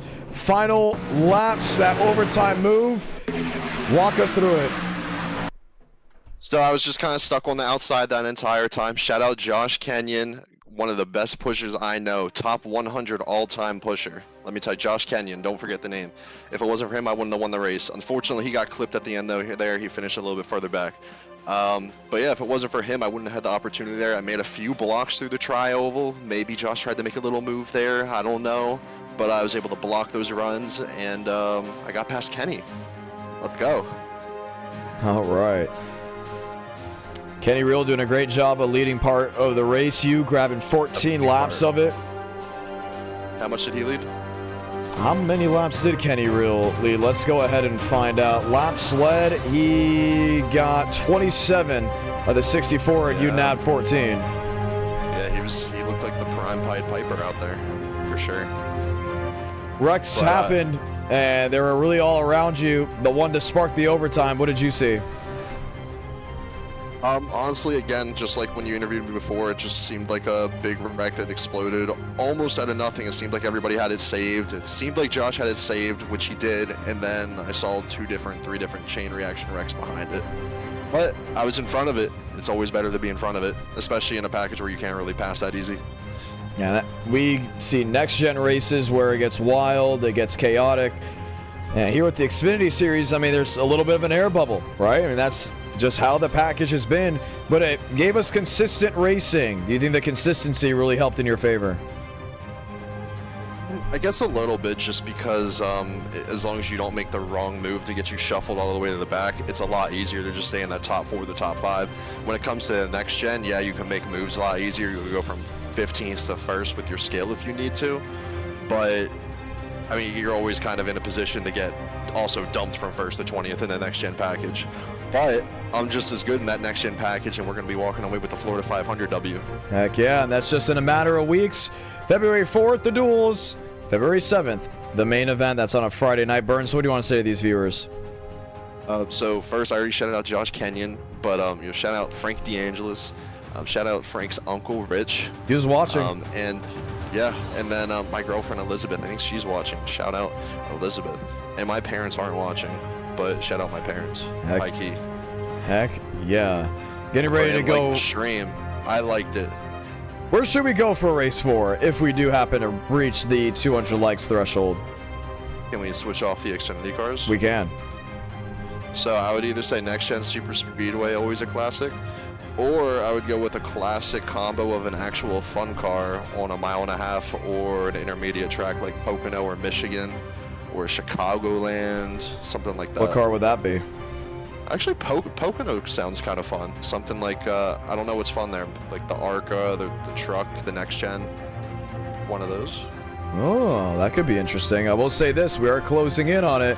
Had a great crowd watching back at home, but at the end of the day, you are the victor at Talladega. I think a Gen 4 would not be too bad. Would love to go ahead and possibly Gen 4 or Next Gen, just because of the draft package at Pocono is fun to watch. We'll bring it back to our studios here in Nashville, Tennessee, as we get ready to rock and roll just one more time. Talladega giving us a treat, no doubt about it. Yes, there is a mountain of a pimple on my face. I am very, very well aware. Don't even know how it happened, but we're getting ready to go green.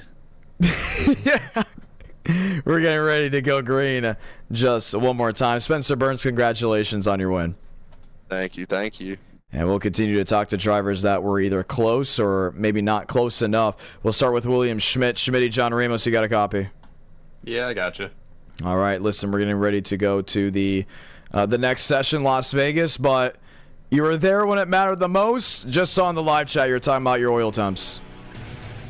Yeah, I mean, I don't know what was up with the car, but the temps would get super hot after only about 2 laps of running. Really? And, yeah, I mean, I tried pushing Kenny there. I wanted him to get out to the front. I pushed him out to the front pretty good on a couple occasions there on those last couple laps, but I mean, yeah, just coming into the tri-oval, I was on the verge of blowing up, and I needed air really, really badly, so that's why I did that little pull-out maneuver. Tried to get a little bit of a run. And do not join that session. That one says Talladega. Apologies on that. Forgot to move it from it does. Talladega to Las Vegas. So everyone, do not join that one. The next session will be going up soon. It will say join this, and that's how we'll be able to go. So do keep that in mind. Las Vegas is next, not Talladega. And we'll quickly put it on, and the session is officially up. It says join this, and you will be ready to go. But yeah, continue. Yeah, as I was saying, it was about to blow up, so that's why I kind of pulled out a line there going into the tri-oval. It wasn't to, find somebody who was, with a big run. It was just to get some fresh air. And right. Yeah, I knew I wasn't going to be able to win the race, so I was going to try to push Kenny there, and then we ended up getting hooked into the tri-oval. I think I caught air 3 separate points in that one wreck. Really? Yeah, there was that first initial one where I did that weird little bunny hop. There was the one little after the line where somebody hit me in the passenger side, set me up on my side a little bit, and then I basically got shoved back into the outside wall and like ramped over someone's hood. It was a brutal wreck, but yeah, I mean, it is what it is.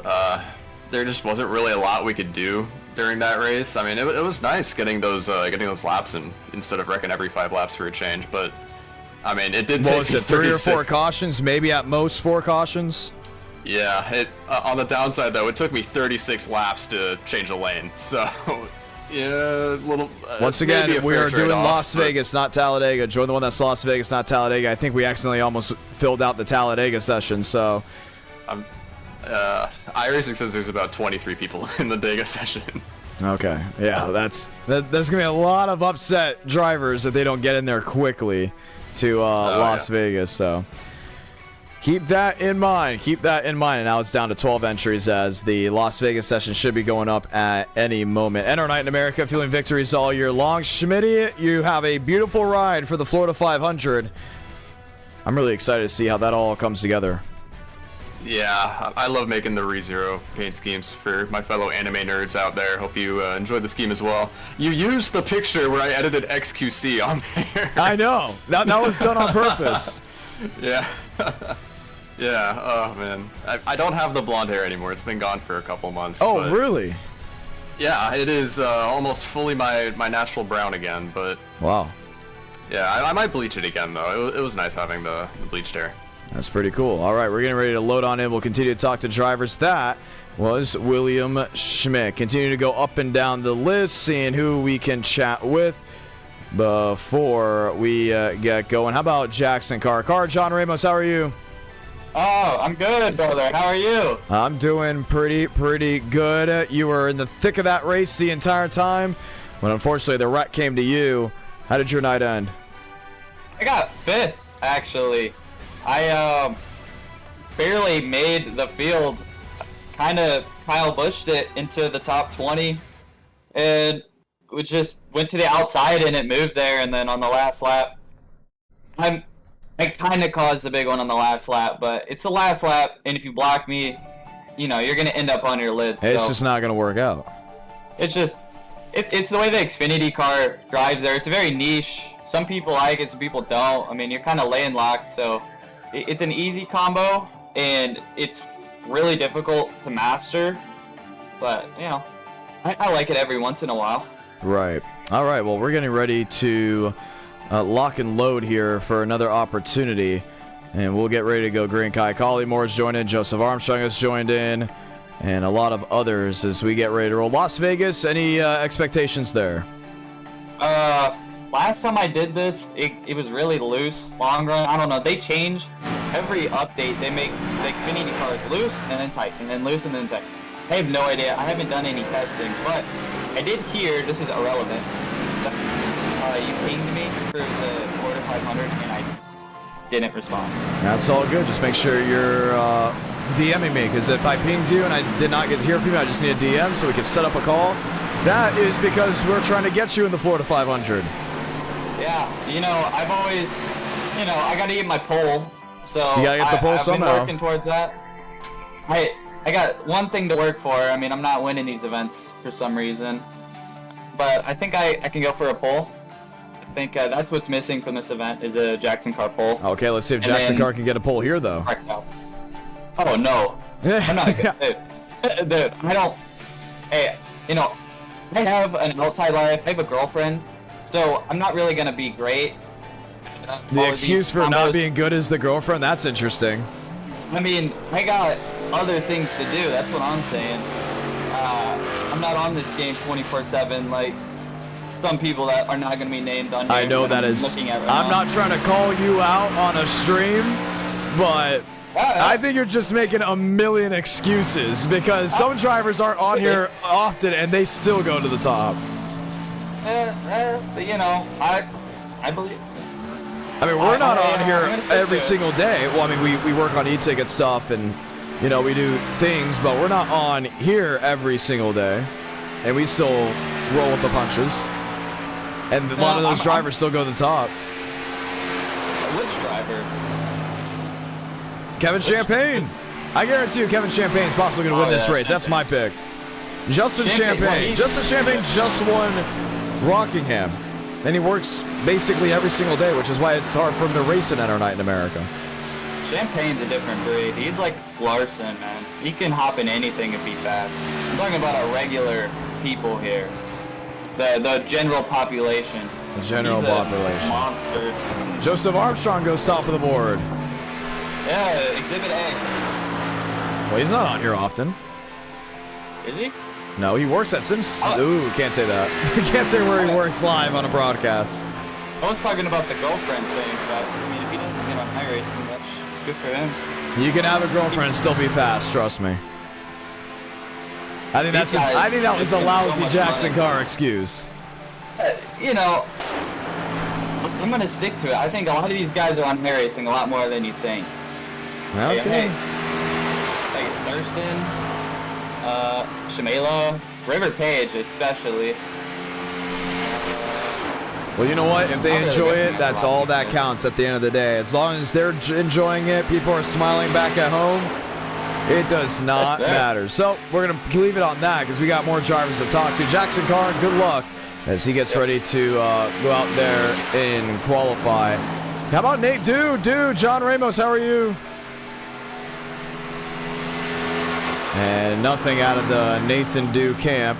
Currently Oh, well, should we say his internet just went out, so nothing over there. Cody Workman, let's talk with him. Workman, John Ramos, how you doing? Oh, hey, what's up? Oh, I got a bone to pick with ya. What's up with your home state? You mean Florida? The one that you live in now? Like, I know, yeah.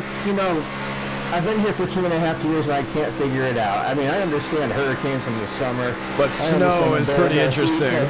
Oh, I know. In the north we got falling snow. In the south right now we got falling iguanas. Like, now I understand. Oh, the iguanas are calmer. That's nothing new. Nothing's come crashing through my windshield yet, but I don't know. I feel like I got this place figured out, and then it's like, oh. Is it a different cold? I mean, I got the cold, rainy weather today. I felt like I was back in Illinois in November. And of course, I've been changed a flat tire in the middle of it. Ooh. Second one in a week, by the way. I don't know what the deal is, but yeah. Expect an adventure if you move to Florida, kids. It is. It is honestly really, really cool. Yeah, but the iguana thing is nothing new. I've seen those fall out. They just get really cold and they just freeze. But yes, what is it, like 6 inches in the Panhandle? There's no snow at all here in Tennessee. Go figure. I'm traveling up to the UP of Michigan next week for a snowmobile trip. In reality, I could have just gone about 4 hours north because they got about 6 inches up there. Is that enough for snowmobiling? You need about a good 5-6 inches, but, you know, that's not too bad. All right. Well, we're getting ready to rock and roll here. Hopefully you're all warm and not wet from the rain that you had today. Expectations for Las Vegas?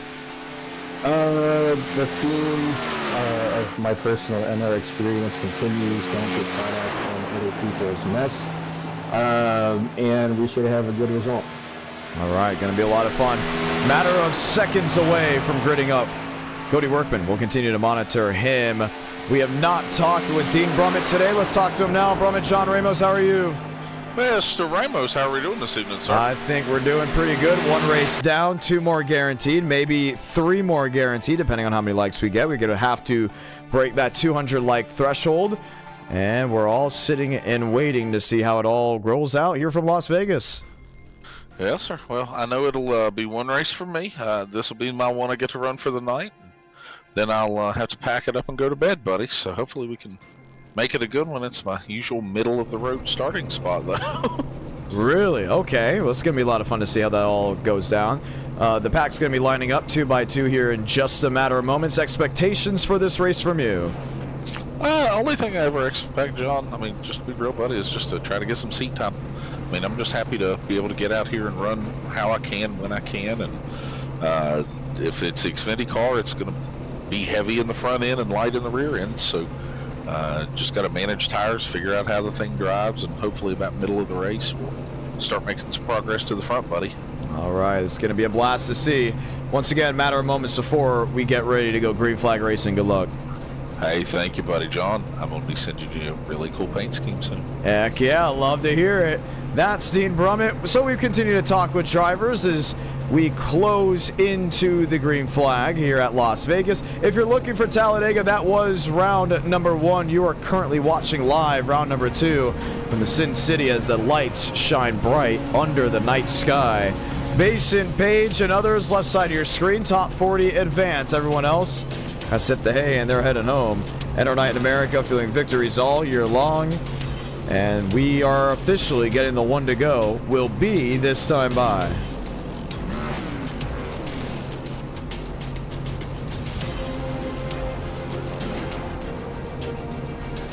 Mitchell Armstrong.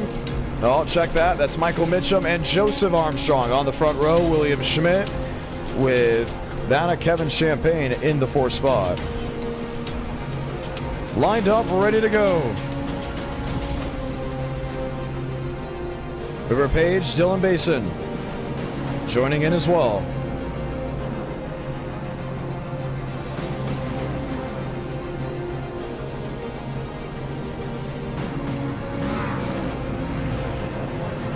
Lining up 2 by 2, they're off and away. Let's go ahead and say those magical words. Godspeed, drivers.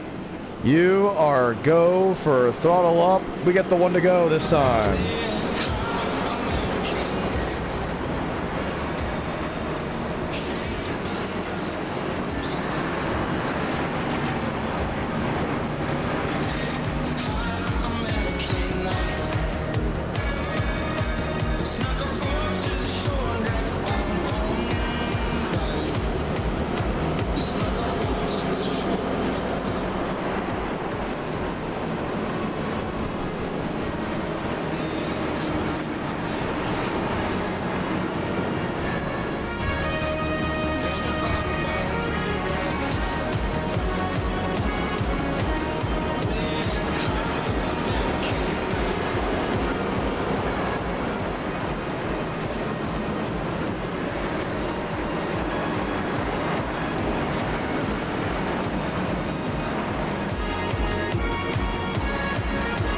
Time to go green.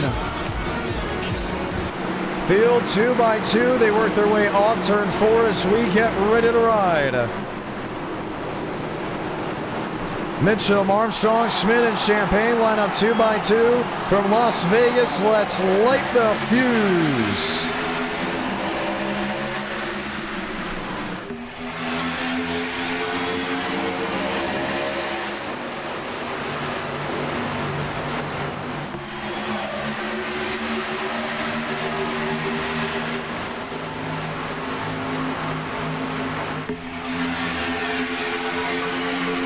Michael Mitchell now to an early lead underneath. Joseph Armstrong, topside William Schmidt.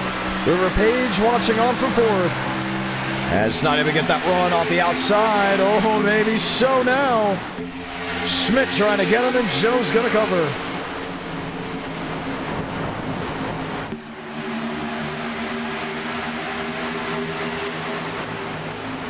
Far up the banking.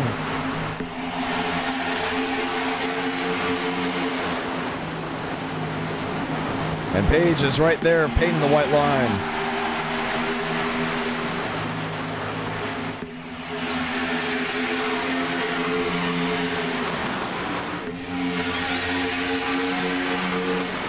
Armstrong leads. Page in second. Now Michael Mitchum back to third after leading the early portion of this race.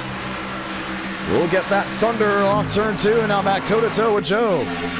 And Joe's the guy that likes to get out there, hold on to the race, and then maintain what he's got going. Usually if it's not that way, it's because he's trying something different. Maybe he's worried about the speed, the complexity of an event. Page and Mitchell, that was toe-to-toe. Joe now watches on from the third spot. Outside lane coming in, and River Page is the new race leader. Kevin Champagne, William Schmidt, Dylan Basin, Gavin Austin. Multiple drivers deep in the field arguing for spots. Bianco, Shamela, Vila, Presley Sora. First time Sora making a start in our night in America. He's up to the 15th position. Looking to the outside, that of Douglas Newbigging. Abraham Vila, Aiden Walker.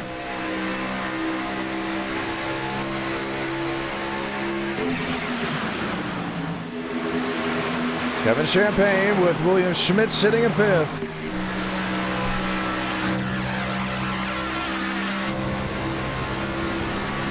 "55 laps to go from Las Vegas."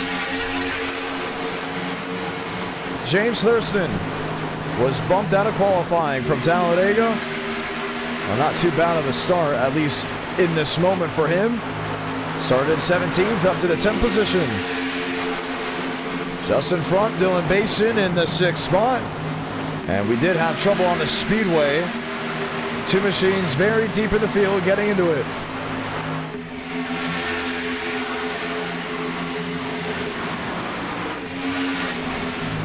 Multiple drivers being pushed around.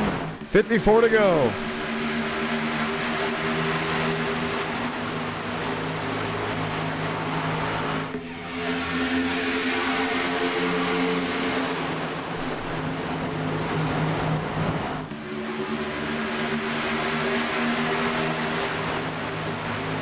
Single file, so Paige Mitchum, Gavin Austin, and James Thurston all lined up. We have now gotten confirmation that there are multiple drivers in this race currently running. And currently watching right now, 42 drivers left on the lead lap of actually 50 that they accidentally allow race. There's Kai Collymore, deep in the field. Nathan Dew back there in 38th. Michael Mitchum in second, 3/10 back to River Page.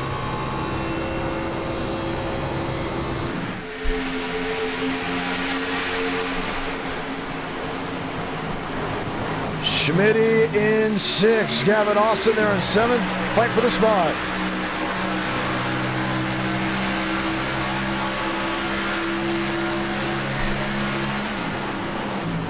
And well out of the throttle goes Dylan Basin.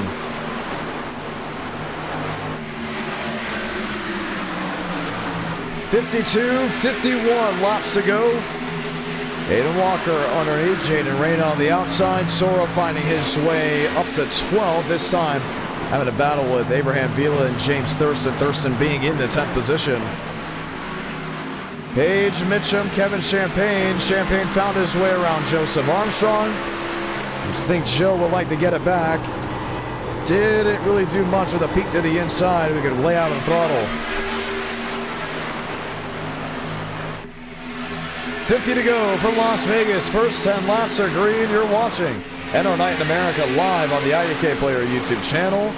A lot of fun, a lot of excitement holding on. As things continue to roll, they continue to stride. Basin, Schmidt, Gavin Austin, Austin with Bianco, Bianco with Riker Byram. There's Riker now currently in the 9th position.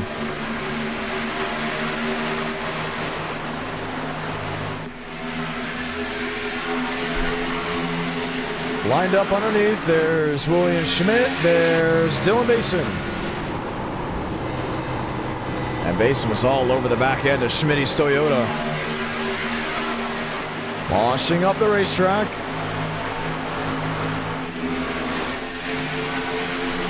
Trying to do what he can, still single file, ripping the inside lane.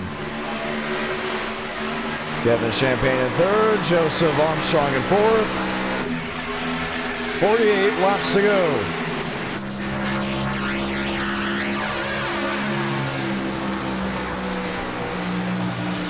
Mikey Mitchum. With Champagne still holding on at P3. Armstrong, Schmidt, Basin, Gavin Austin. Austin in 7th, Bianco in 8th. Just able to lay out the throttle, gets right back to him. Bianco a peek underneath, Riker Byram. He's sitting in the nice spot, but where is he going to go? Champagne in 3rd, Armstrong in 4th. Trying to hunt down River Page, and Page is going to be hunted down after Nathan Dew in the fire machine blinks on the outside. Mitchum is there.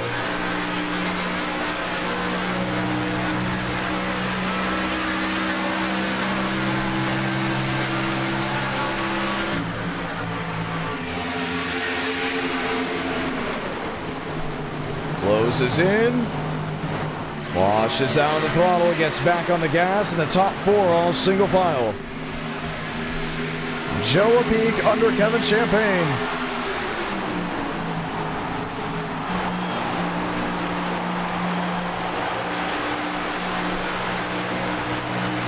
Champagne to swipe, the switch, jumps the gun to the inside. The 3 wide behind them, you still see it. Riker Byram, Bianco, the 99 of Abraham Vila. Vila washes to the wayside and they single file.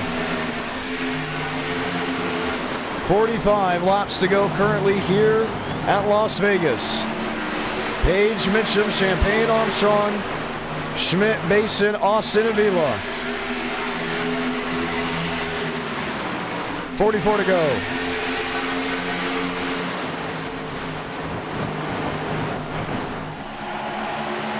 Michael Mitchum.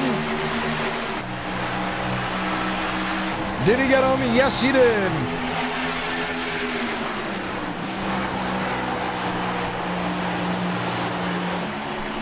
Two Supras leading the field with a Ford, another Toyota in the top 4. It's a Toyota Frenzy up front, minus that of Kevin Champagne. 43 laps to go.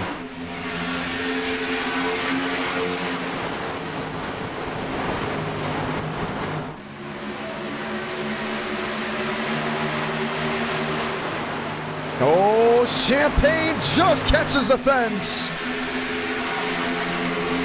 And Page, I believe, may have just not given him enough room. Joseph Armstrong, the long way around, says thank you very much.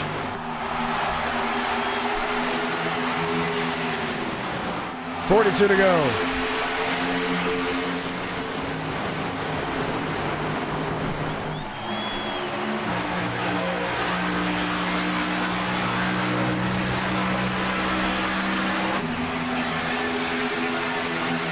Champagne in fourth, Basin there in fifth. There's his deep, shallow move. William Schmidt in sixth, Gavin Austin in seventh.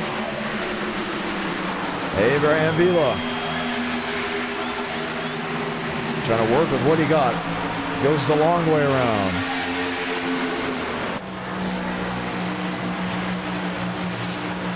Page on Mitchum. Battle for the race lead. Inches off the outside barrier. 2x2 for the race lead.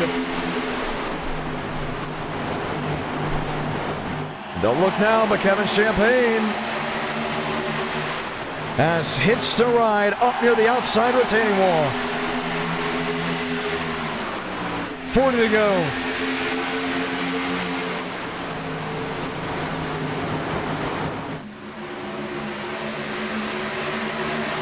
And just like that, Mitchell Armstrong from the race lead all the way back to third, maybe even fourth. Basin honed in P5.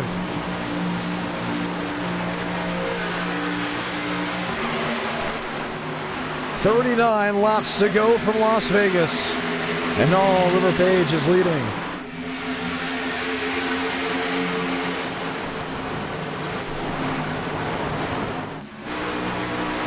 Kevin Champagne doing what he can, doing what he loves. Trying to put an emphasis on the positioning he is in. Riker Byram, trouble, spin. Jaden Reyna goes around, does not catch the inside retaining wall, but will drop back immensely. As multiple drivers have dropped past the positionings. Shown on the left side of your screen, a new race leader, Kevin Champagne.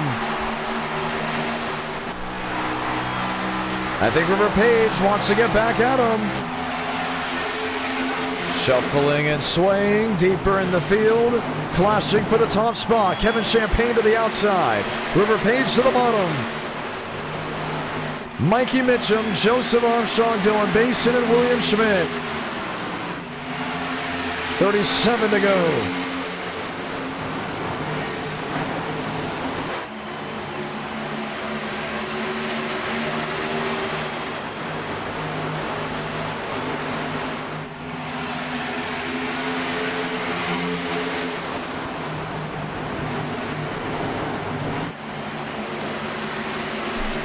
And just like that, the outside lane comes alive.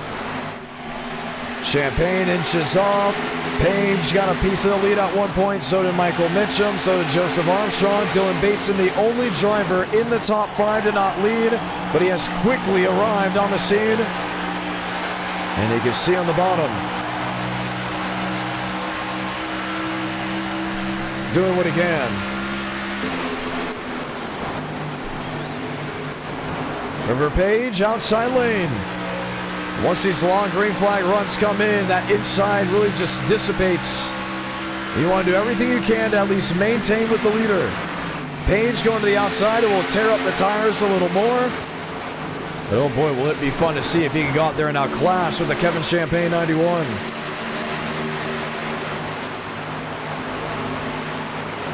Mitchum in third, Joseph Armstrong in fourth, deeper in the field, Douglas Newbigging. Marty Shamela. Back there with Yahir Rodriguez.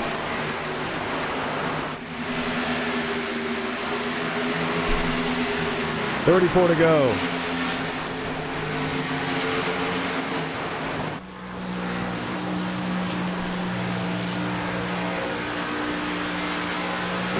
Champagne loose. Page a little loose as well. Michael Mitchum, Joseph Armstrong, Dylan Basin. William Schmidt back to the sixth position. And you got to start questioning, okay, when are you going to come to pit road? Do you need to come to pit road? Some of these guys have already made that hard left in, trying to work it to a halfway point. I would not be surprised within the next 5-10 laps to start seeing some of these guys come in just so they have enough to make it to the end. 2.5 tenths, give or take, that for River Page. Michael Mitchum, Joseph Armstrong. Armstrong now looking to the inside of that 38. Dylan Basin hugging the white line.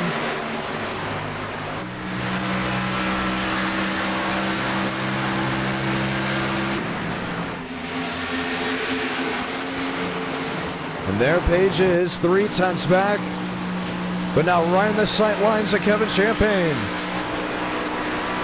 He's fighting that race car. He's doing everything he can to close that gap.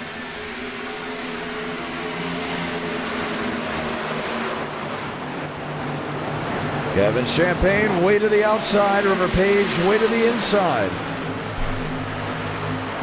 Mikey Mitchum watching on in third. Joseph Armstrong watching on in fourth. Dylan Basin in fifth.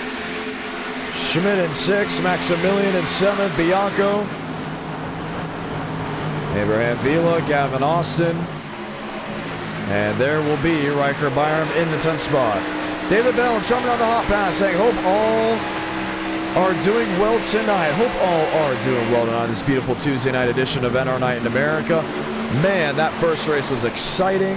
Here on round number 2, we are caution free, but the racing has been, I mean, in my eyes, top tier. We've been seeing a lot of passes. We've been seeing strategy be discussed already, different lines coming into effect. Armstrong now working the middle. In the 4th position, 9/10 back. River Page has been in that bubble of uncertainty on how he can close in. Was using the outside at one point. Now Michael Mitchum will join in that ranks. Whoa, Kevin Champagne, the early dash to pit road. He's going for the undercut. And that will hand the race lead over to River Page. Page versus Michael Mitchum versus Armstrong versus Basin.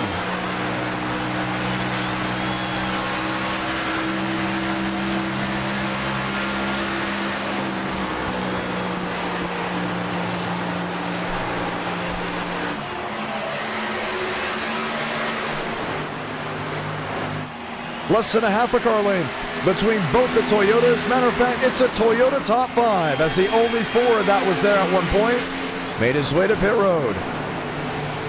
Where does Kevin Champagne cycle out? 21st. And the first driver 1 lap down. Adam Potter is in. Nathan Dew is in. Trouble Gavin Austin, and I believe that was with Douglas Newbigging. Getting collected, let's see it. It's 3 wide, Riker Byram. Newbigging getting loose. Slides up the speedway and just collects the 2.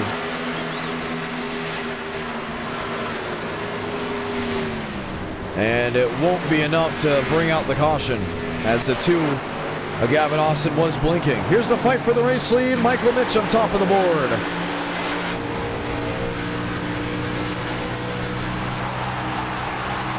Mitchum takes it from Page.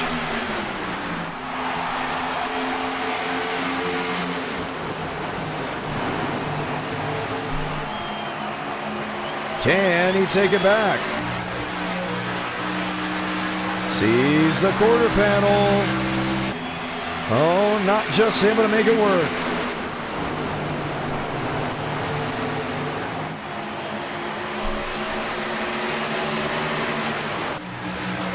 Page underneath allows Mitchum on by.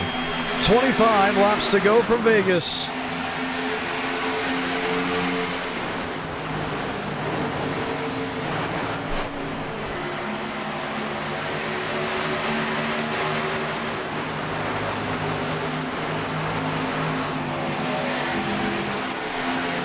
Schmidt in 5th, Bianco in 6th, and you see how separated all the leaders are. Drivers coming to pit road. Kevin Champagne in the 20th position, currently the first one to jump on in.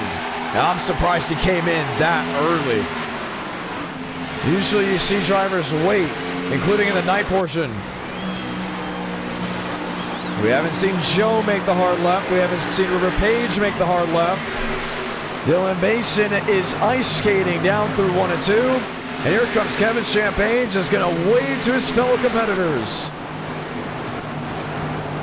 The difference between fresh tires and worn tires.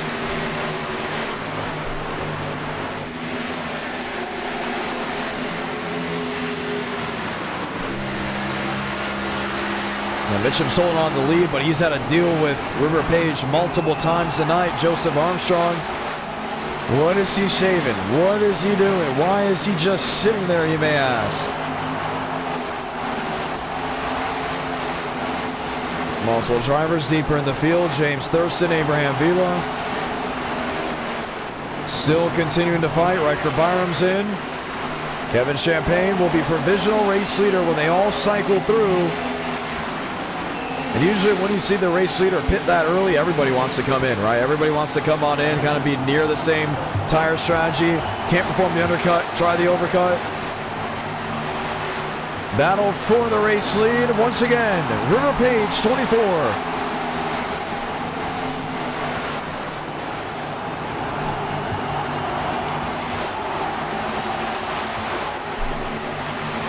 Armstrong in third.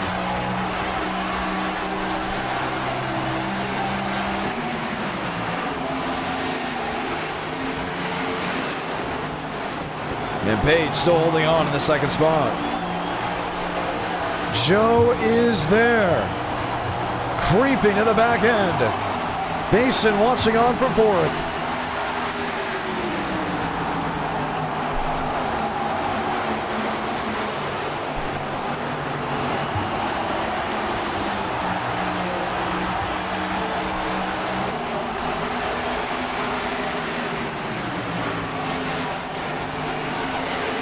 Mitchum underneath the lap machine. That was Mark Grab. And Basin now toe-to-toe with the 24. Joseph Armstrong to pit road. 20 to go from Las Vegas. Okay, so these guys can't go the distance. And because of that, you got to start wondering. If you can't go the distance, when are you going to pit?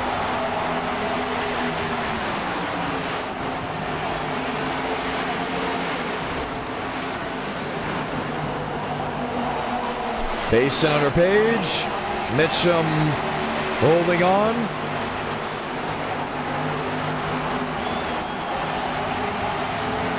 William Schmidt, Marty Shimela, that will be for fourth and fifth. 3 wide for the top spot at Las Vegas in this caution-free race. Always puts on a show. And Mitchum's able to hold on. But they have to come to pit road at some point. We've seen this cycle multiple times already commence.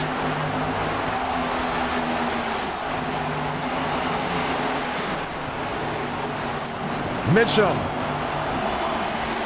Maybe 5 feet off the outside wall at one point. Hand over fist trying to wheel it.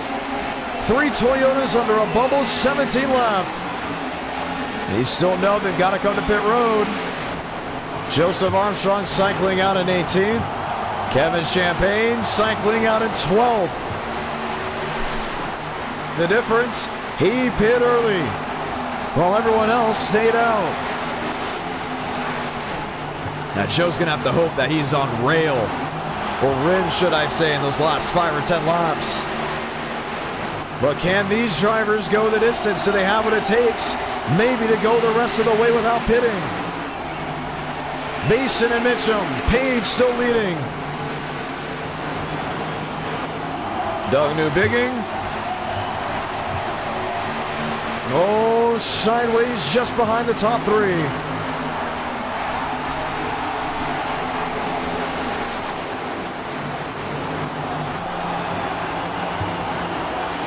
Mitchum slowing. He's coming to pit road. Can't go the distance. Oh man, I just don't know about that strategy. I think he waited way too long to come to pit road. It better be a 2-tire stop if anything. Man. Okay, what about Basin? What about Page? What about Schmidt? What about Thurston? What about Vila, who also didn't pit?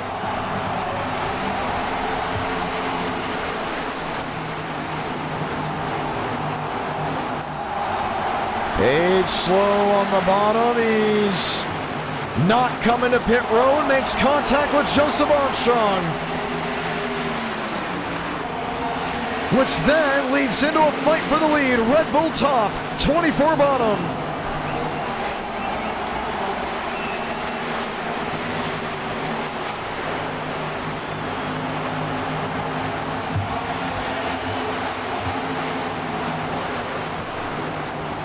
And Bason's able to drive away.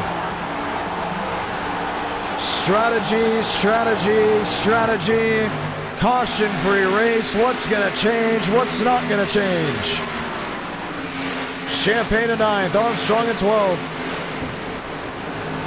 The big two to watch. And we're seeing if he is gaining time on Kevin Champagne. I mean, that's 10 seconds he's going to have to make up in 13 laps. And that's if these drivers don't try to go the distance.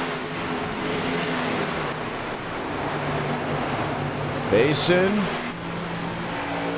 Well out of the gas at the bottom. Lap times compared to the original. His best, that 11, a 38.74. Currently a 33.044. Page, I think he's saving.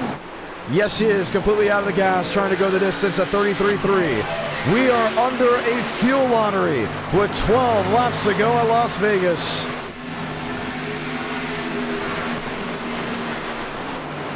William Schmidt, listen in, puts it back into gear. They're going to do all they can, but Kevin Champagne is 15 seconds back. Armstrong 24 back. He is closing in on the Champagne machine. And you know Kevin's not saving. Yeah, it's just go, go, go, go, go. It's time trials around this racetrack. Don't look now. But Michael Mitchum, who also came to pit road, is closing on this bunch. And will quickly unlap himself to the outside of River Page. 10 laps to go from Las Vegas.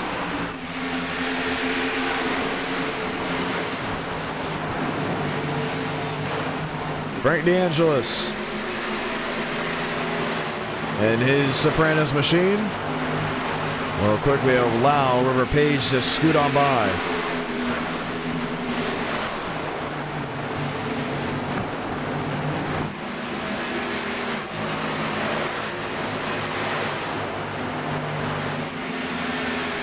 What do you do? What do you work with? 9 to go. Now Basin was able to pull away. Remember how I mentioned that he wasn't really fighting for the race lead at any point during the race until Kevin Champagne came to pit road. Did he save enough? Did he save the most?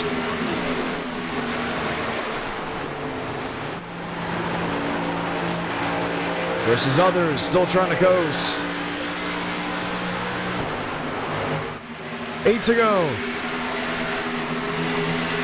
You thought it was going to be Kevin Champagne's race. You thought it was going to be Joseph Armstrong's race. Michael Mitchum, River Page. Maybe a walk-off by Schmidt. But oh boy, it has not, at least with this moment. It's Basin leading by a wide margin now, making a second, nearly a second and a half over that of the second place driver as multiple lap machines get ready to unlap themselves in the final moments.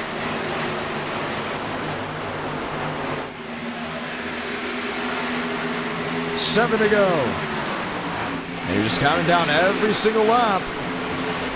Does the 11 run out of fuel?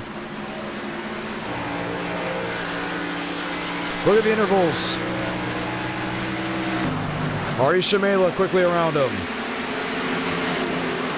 River Page being pinballed. No, he's coasting. Big time.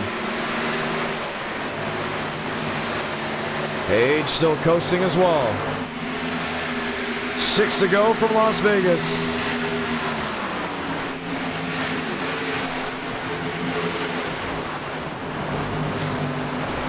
Kevin Champagne 11 seconds back. Needing them all to run out.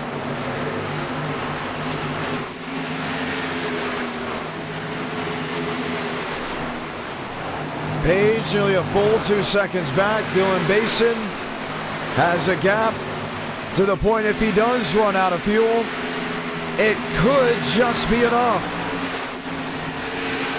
Armstrong 5 seconds to that of Kevin Champagne.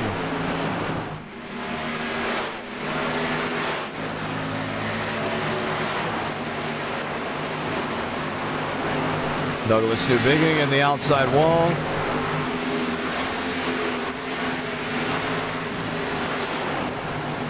William Schmidt there in third. James Thurston watching on for fourth.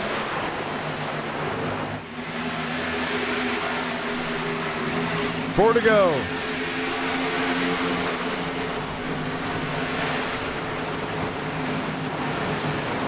DeAngelis up into the outside wall. Him and Andres Vadas fighting for their respective positions.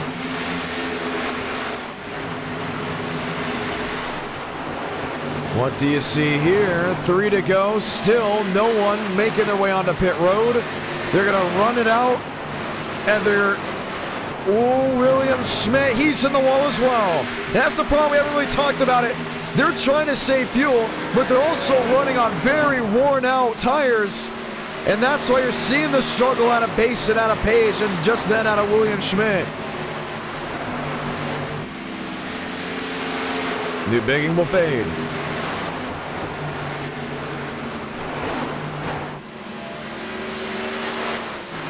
As his way through 3 and 4, 2 to go.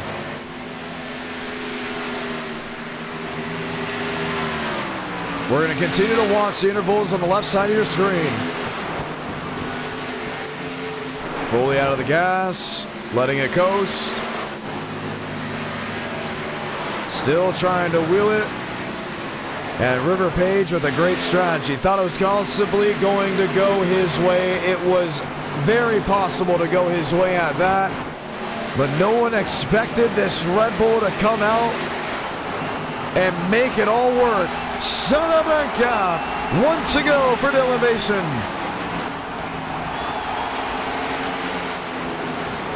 Final time into 1 and 2. Little bit of a higher line. Now down to 150 miles per hour. Nowhere near the speeds we saw earlier. Drivers running out of fuel, jumping below the apron as Dylan Basin will work his way off turn 4 for the final time. A winner in Las Vegas. The gamble pays off for Red Bull. Basin, top of the board when it mattered the most. Walker in second, Page in third. James Thurston comes home fourth. Kevin Champagne, his own strategy call, puts him in the 5th position. Basin wins.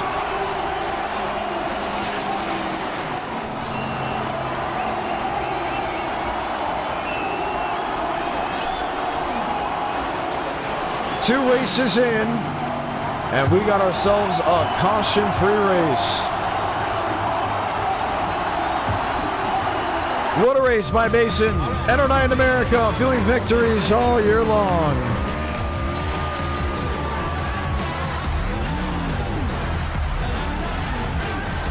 We head into the Daytona Road Course for round number 3, and we will have a round number 4.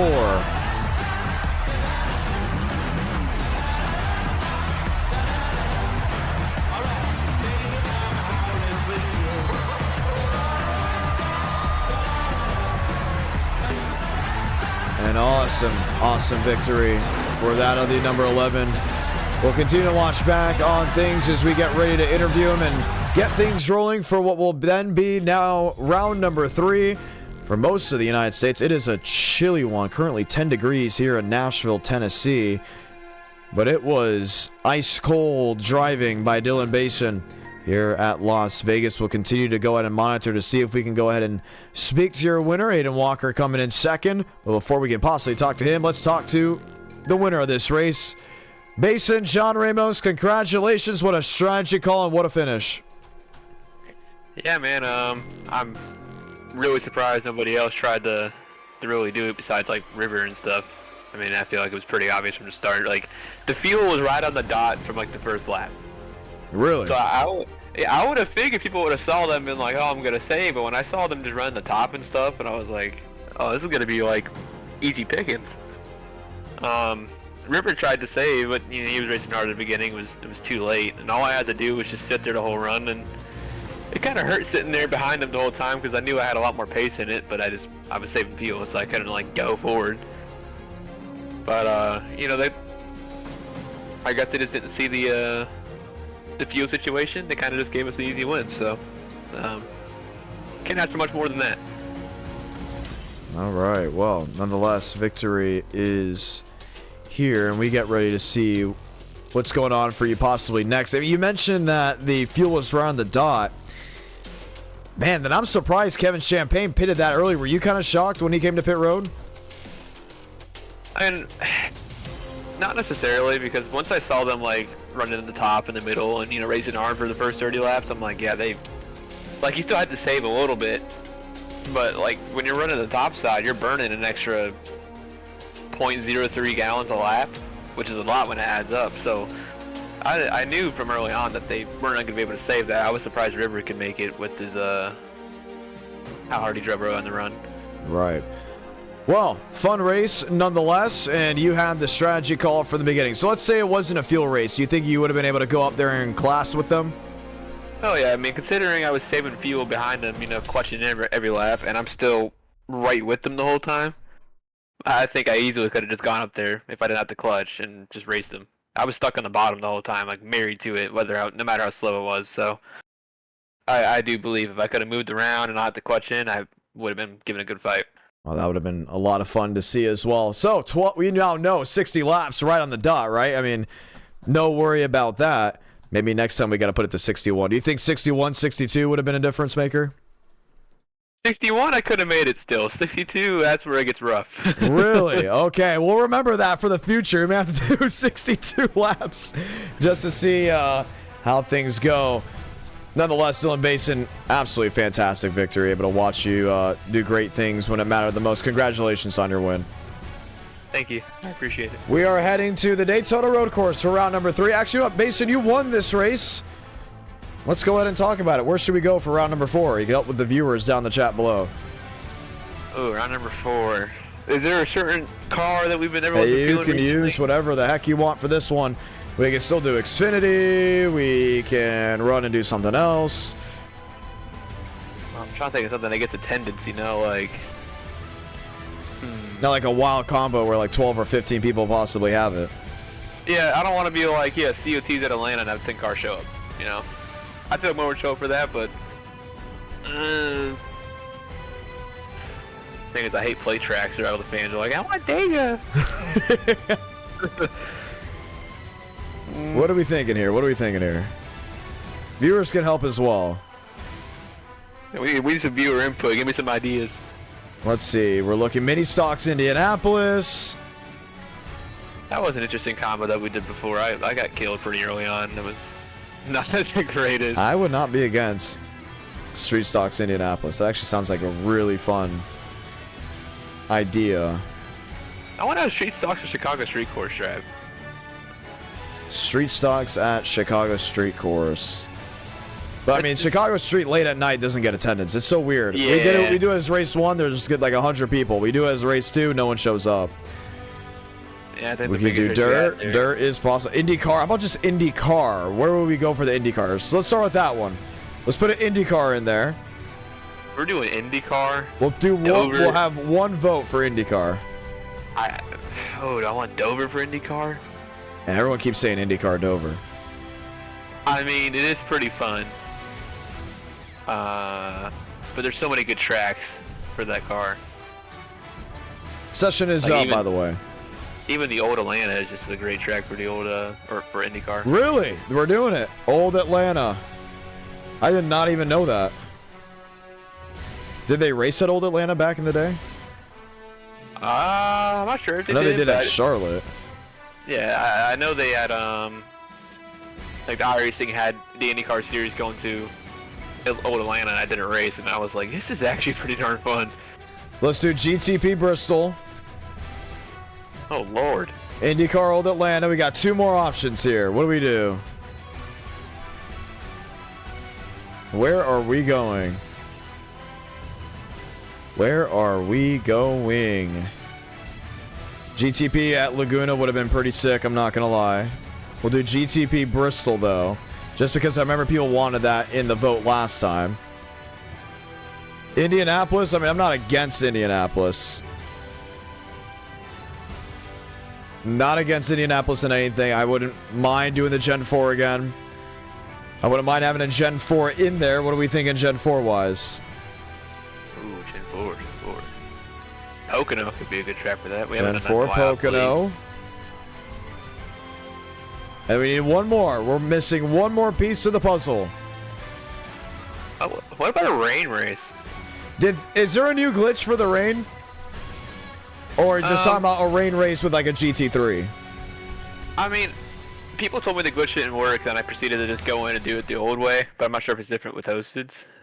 Okay. But like, I mean, Daytona 24 is about to happen, you know, just run a little... I have no problem doing a GT3 rain race, but where do we go back to Daytona with the GT3? Ooh, yeah. I mean, I can do it right now, GT3 rain race at Daytona. We could do Long Beach in the rain.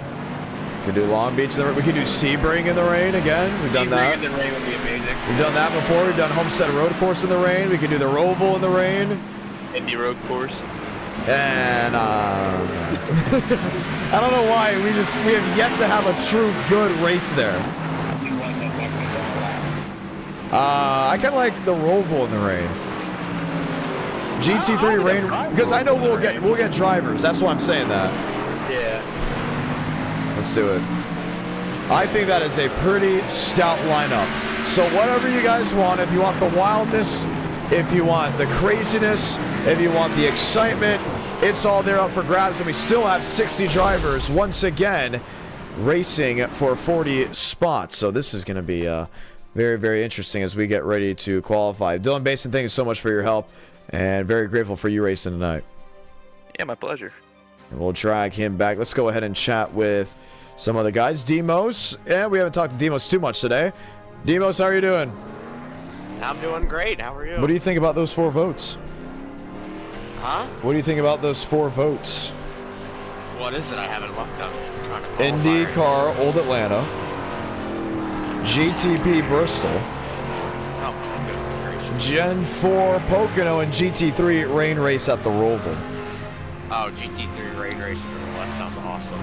I would vote for that. I don't know about the other 3 though. Who invited Gen 4 Pocono? That's so random. How is that random? That's awesome. I mean, I don't know. That just seems completely out of the Pocono racing. That's a bit odd, don't you think? I don't think it's odd at all. I think that's pretty good, actually. You know, if you think it's good, then I guess it's okay.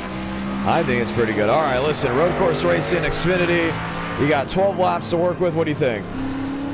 I'm disappointed we're not using the front stretch chicane. We are not doing the front stretch chicane. Not a fan. Shame, not a fan of the front stretch chicane. I like braking just at the start finish. That's I don't know, man. I think the people want the front stretch chicane. I know I wanted it. I'm probably the only one, so that's everybody. Nah, I'm kidding. I just hope it doesn't chip out, because I think we used the set for the Daytona 2.4 last year. It chipped out. Yeah, it's chipping out. Okay. Even in the daytime, it's chipping out because we made it in the day. I am chipping out. Well, the good thing is we knew the engines didn't explode. That was one of the bigger worries. Yeah, it's not going to explode, but it's going to be really annoying trying to create a pass down to the turn 1 because you can't go any faster. You're just locked to the speed. So I think that'll make it a bit of a challenge, but you know, challenge will be pretty fun. All right, going to be interesting. I think the road course part is going to be probably the more important side, so we'll continue to keep an eye on it. Good luck. That's Dado Mosteller. Continuing to look. How about Xander McKinney? McKinney, John Ramos, how are you? Pretty good. How about yourself? I'm doing pretty swell. Ohio State won the Natty. How are you feeling? Great. Went to a party last night. Got to watch the thing live. The whole family was celebrating last night. It was open till about 6 o'clock at the party on last night. Really? Yeah. It Wow. was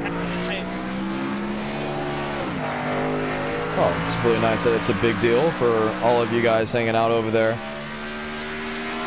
Did you watch the playoffs really closely? I did. That was some of the most I've watched college football in a long time. So. Oh, okay. Definitely was paying a lot of attention. This was one Probably just a different feel for you, right? Yeah, definitely. Well, we got about a minute and a half here. You did show off your paint scheme that you plan on running for the Indiana event. Unfortunately, not Indiana, excuse me, for the Florida 500. Unfortunately, it looks like you're not running unless something changes. Yeah, it's unfortunate, but if that last minute thing does change, we're definitely showing that thing off. All right, well, we'll continue to monitor. We'll continue to wait and see how that all goes. Andrew McKinney, good luck on that end. Continuing to chat it up with drivers before they go racing. We haven't talked to Jeff Perchatsky at all. Perchatsky, John Ramos, how are you? I'm doing well. How about you, John? Doing really good. Did you sit out the Las Vegas race? I did. Yeah, I got an L1 at Talladega after leading my first laps, and I had to take a moment to think about myself for a little bit. So.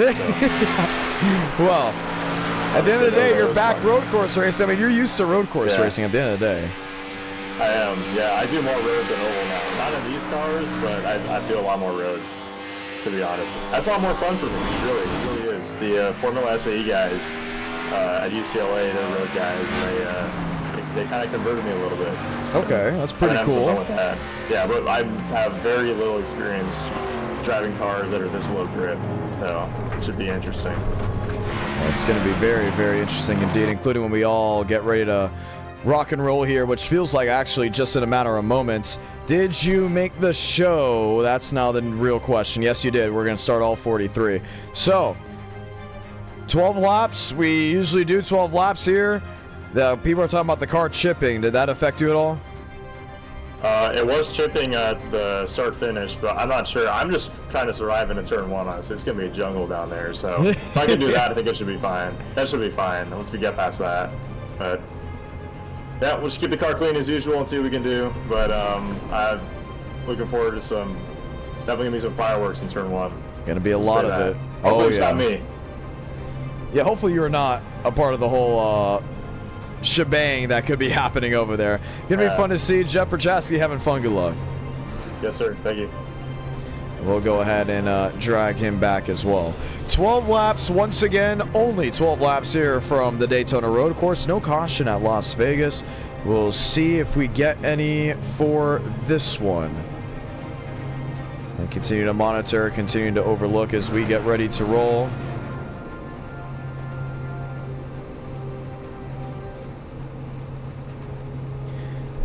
Chevrolets will be taking up that front row, and I don't think we'll see a Joseph Armstrong in this field. Bianco, Balderas, Hornish.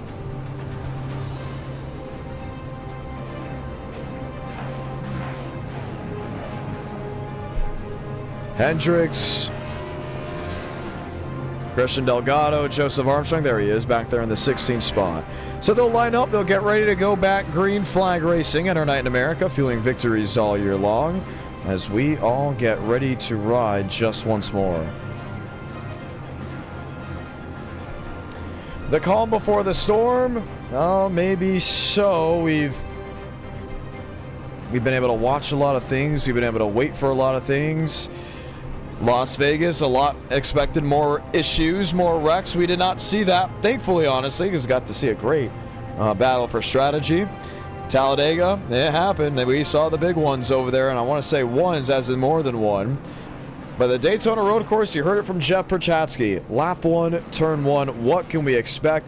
Will it happen? Let's find out. Ladies and gentlemen, let's say those magical words, God Speed drivers. Your go for throttle up.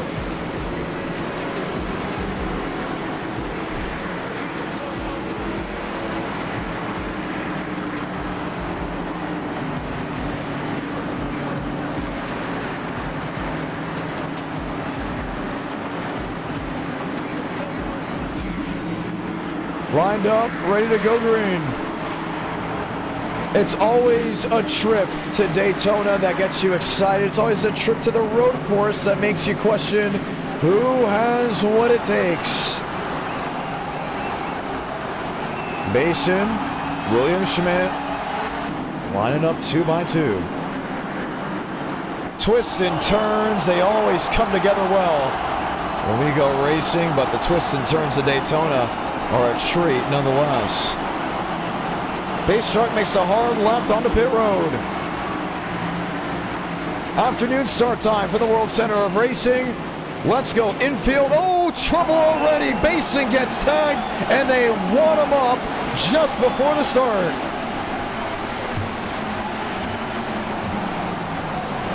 And the caution will come out. Frank DeAngelis somehow, some way getting involved.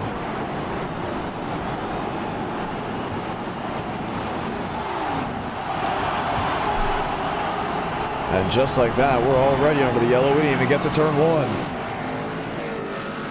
Caution-free Las Vegas. And already a caution in this one. Let's see what happened with him.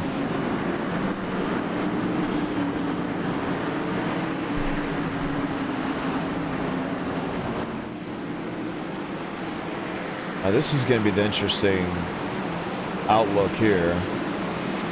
I mean, he was in the grass.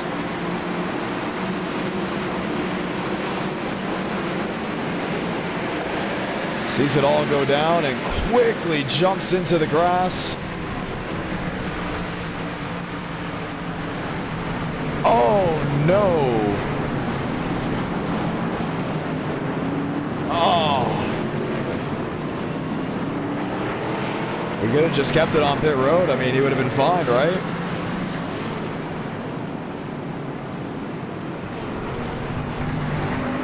Wow. And the issues ahead. Basin, the winner at Las Vegas, involved. And Bianco just jacked them up.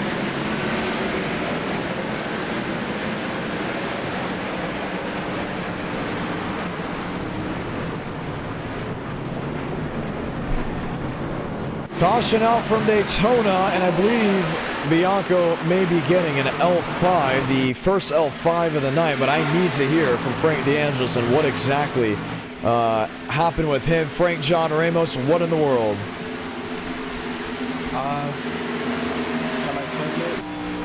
Hit the grass, spun out, locked the brakes, stopped for 10 seconds, and still got hit. Wow. I'm surprised that, I mean, you had the clear choice, right? And you got out of there. I don't know how it spun. I'm going half throttle at 90 miles an hour in the pits, and it just yanked right on me. I was in third gear too. I don't know. I don't know what else I could have done. I was half throttle in third gear. And it just locked up and hooked right. I lock up the brakes, which people never do. And I'm watching it now. Hold on, I'm stopped for 1, 2, 3, 4 seconds. You were stopped for a while, I will say. I got clobbered by 40th place. Well, the caution is out, and we will have a restart as your race done. I'm going to tilt for 3 minutes, see how much damage he gave me, straight line, and then...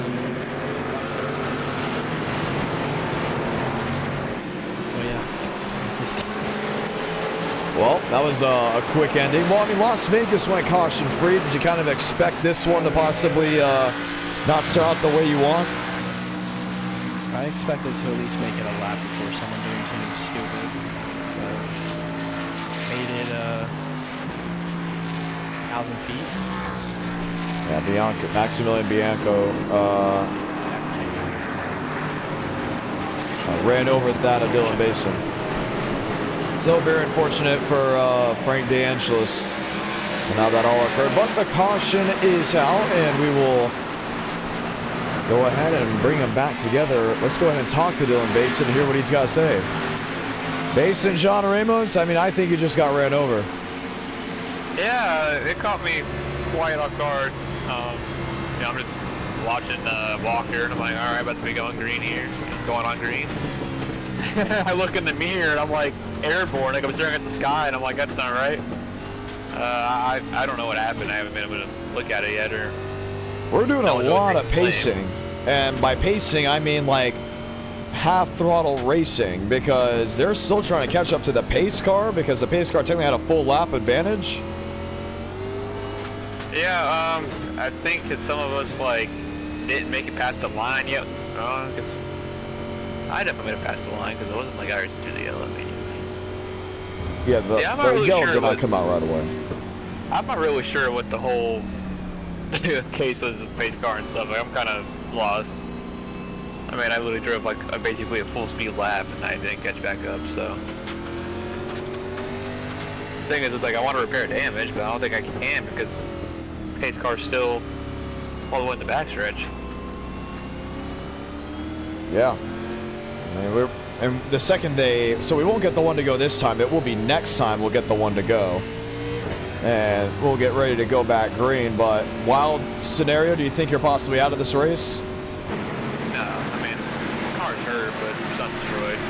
That's good. It's more aero damage than it is any kind of mechanical, so we'll be alright. So we'll have another bonsai move into turn one, and you'll be right in the thick of it. Kenny Real, John Ramos, how are you? I'm good, how are you? Pretty good night. You at Talladega. Going out there running well. How has it been from your eyes? Oh yeah, Dega was actually really fun. Thought I was going to go green, it didn't, but yeah, I thought I was going to get it at the end, but Burns was a good race too. And yeah, it was a fun race. Fun race indeed.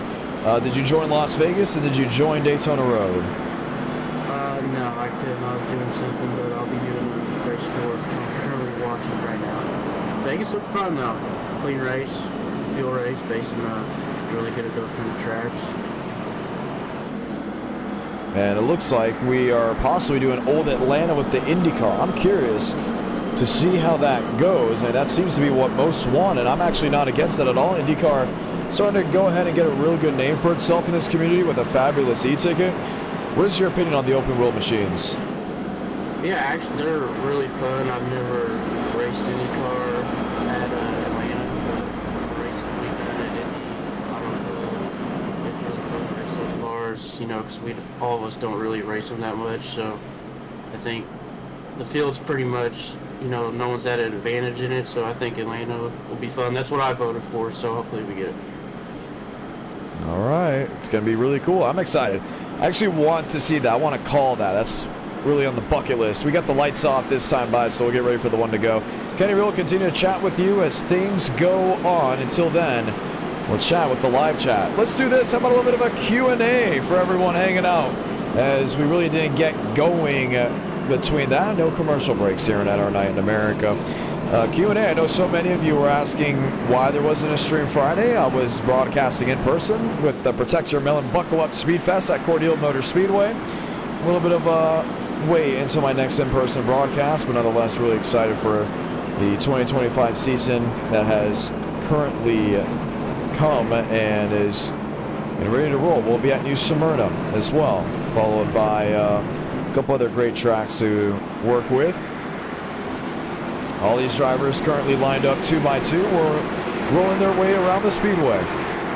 Walker, Mosteller, Schmidt, Workman, Balderas, Cortinas, Shamela, Austin, and others as we get the one to go. So yeah, Q&A, ask me anything. That live chat, I'll go ahead and answer it. I want to say hello to David Bell, Kenny Real, Noah Perez, Eric W. Little Speedy, how are you? Saying, of course the internet in my area goes out. That's very unfortunate for how it all came together. Continue to watch. Noah Perez, how are you? Nostalgia, how are you doing? Walker, Mosteller, Schmidt, and Workman.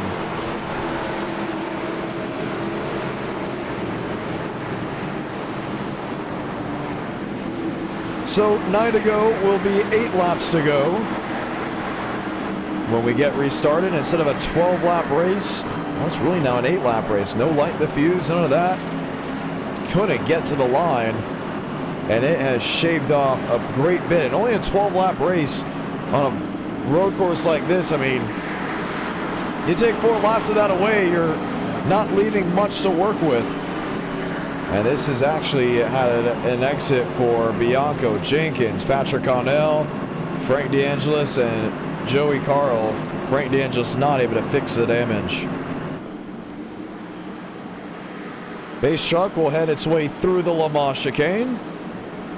But the Chevrolets leading the way. Toyota and Chevy, row number 2. Toyota, oh, check that. That is Ford and Chevrolet back in row number 3. Toyota, Chevy, row number 4. Joseph Armstrong and Marty Shimela. Ready to line up 2 by 2 as we get ready to go green. A lot of snow up there. Yes, a whole lot of snow out there in the panhandle of Florida. And we had our big snowstorm already come and go. I'm not sure if we'll get another one. We'll be ready to roll.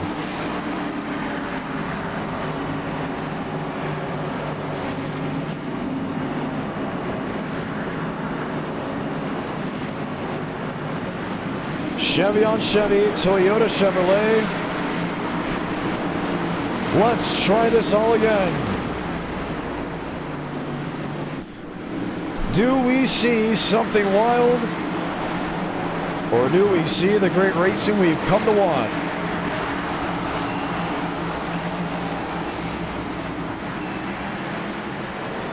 Eight to go.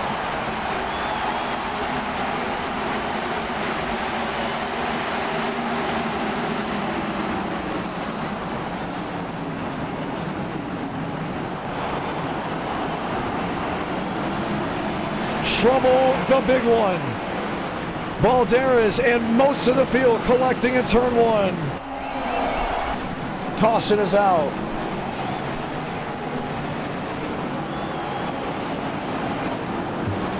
Man, just cannot get going with this race.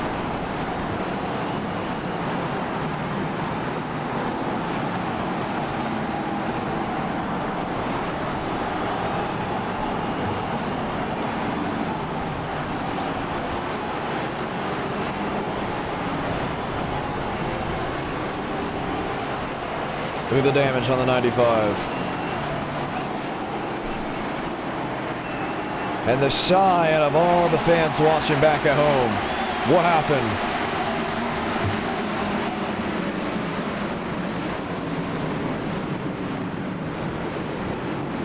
Man. Balderas, River Page, just nowhere to go. So this is River Page actually in 95. I think it starts with Alexander Balderas on the bottom side of the racetrack. Got clipped and thrown into the tires. So watch again here. Here's Marty Shimela in 88. Here's Joseph Armstrong in 22. Marty jumps to the outside to try to avoid hitting the 95. Joe is right there. Then clips the 95 of Balderas, and that is what made the Great Wall of Daytona. Carlos Truther. Couts. I believe the 88 as well got a piece of it. He did. Chase Crawl. Again, Dylan Basin getting involved in an incident. Christian Delgado got a piece of it as well. Landon Gentry. Chad Hornish. Jeff Berchatsky. We just spoke with Berchatsky. He said, this is what I'm trying to avoid.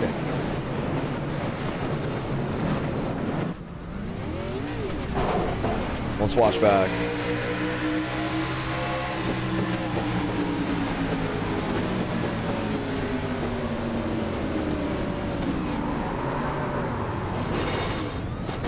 And Marty Shimela was right there to enjoy it all.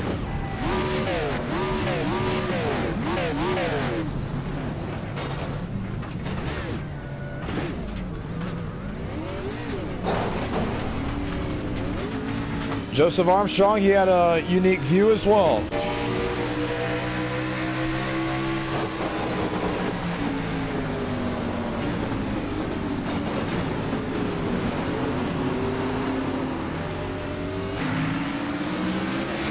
So the caution is out again. Now we got 7 laps to go, most of this race.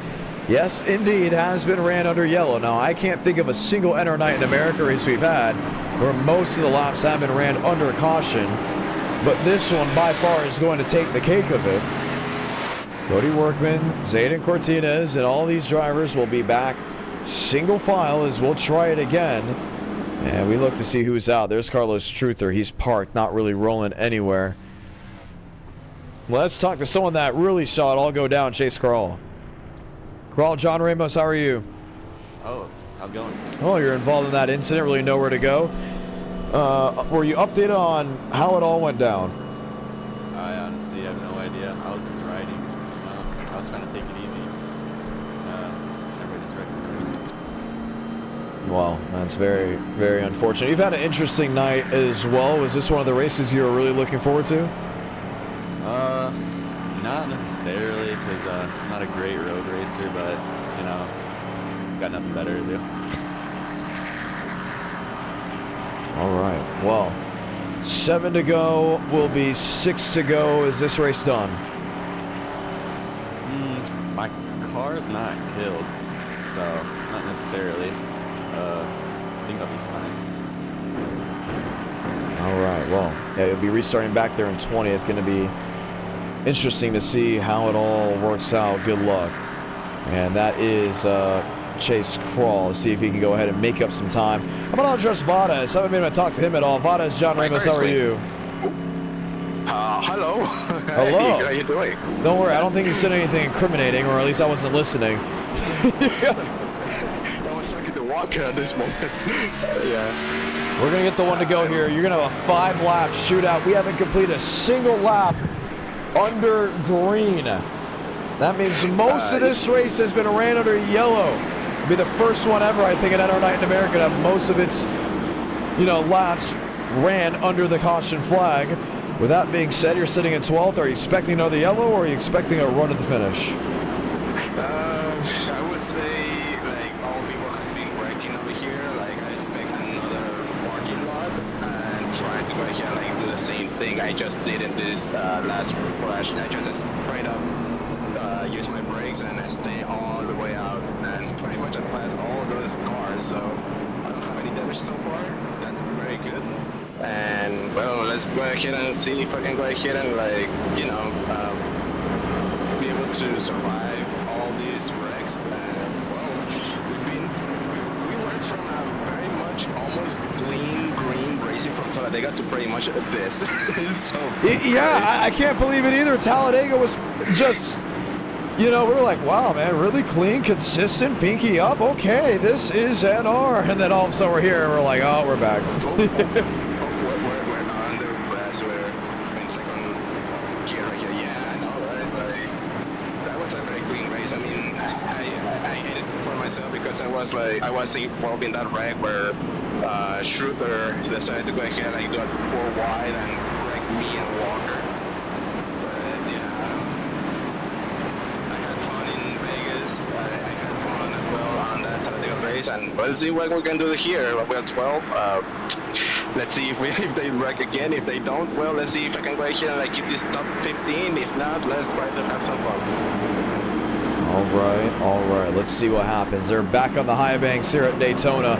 So we're just a matter of moments away from a restart. Andres Vadas is going to be a lot of fun to watch.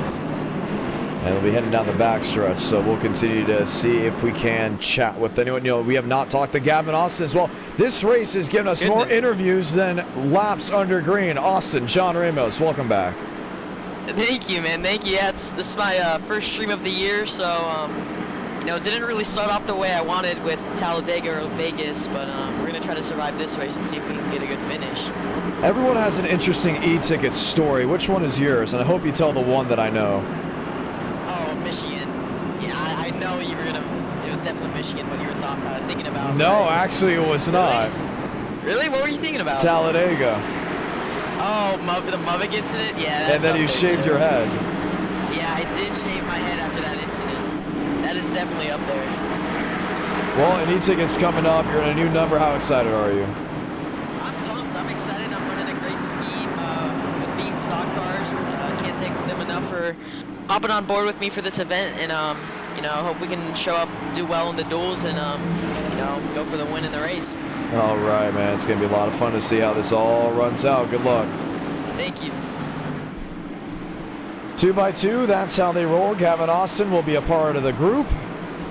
We have had an interesting Daytona race, and by interesting, I mean lack of racing itself.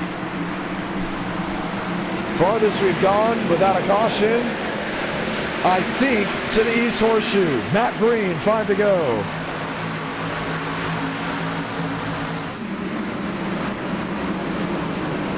Wrecking deeper in the field, Christian Delgado. That's a ways back. No issue for the rest of the group up inside the top 20, top 25. Aiden Walker, William Schmidt, Daniel Mosteller. Mose underneath Schmitty and is now toe-to-toe. More spinning, turning, Chase Crawl. May have had a piece of it. Carlos Truther. Lions to the inside of Mose. Mose seeing the double apex. Still a preferred groove, 2x2. This is to the West Horseshoe before heading to NASCAR 1 and 2.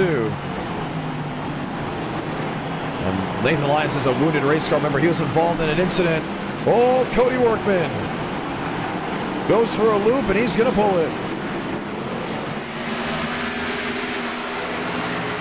Speed is key.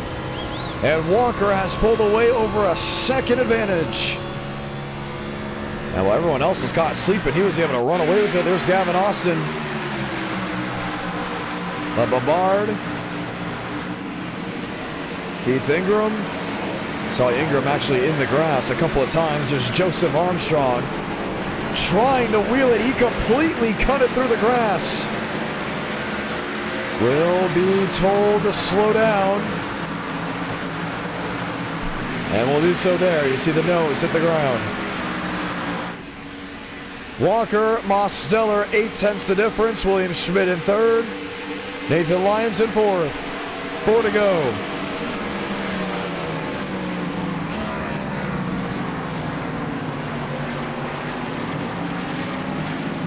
They got 4 laps before we even know what we're doing. Old Atlanta, GTP Bristol.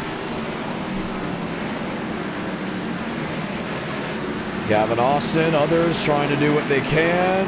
Connor Murphy, Dylan Basin. Basin well to the inside, has Joseph Armstrong in tow with him.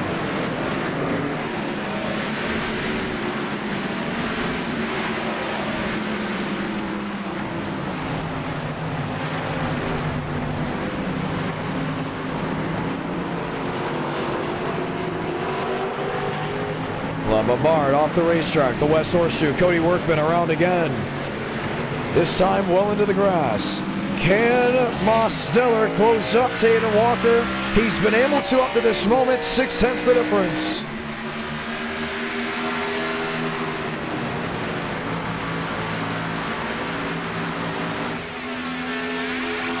And now half a second.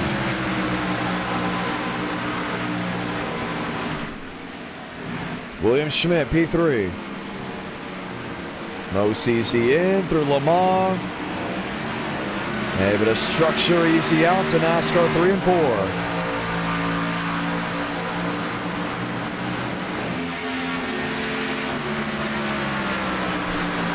Three laps remaining, and Aiden Walker's lead has been cut short. What was over a second, now under half a second. Only 3 laps to go left in this race. So if you're going to make some magic, it's got to be soon. 3/10 now. The SKS Chevrolet versus the Tin Can Design 87.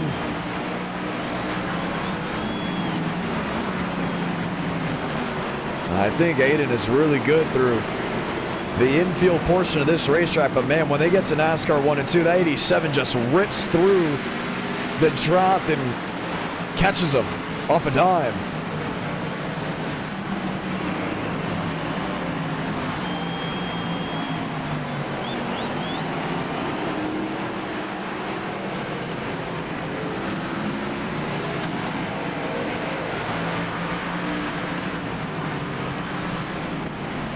on the brakes.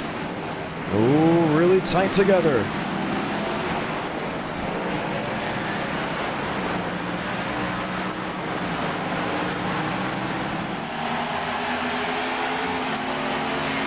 Toyota, Chevrolet, maybe a car length and a half, the difference. He's got the gap on him. Mosteller braking earlier. Lap traffic in front of them both. Finding a way around him. William Schmidt sees a bird's eye view nearly 3 seconds back. Can most get to Walker? Jumps to the outside.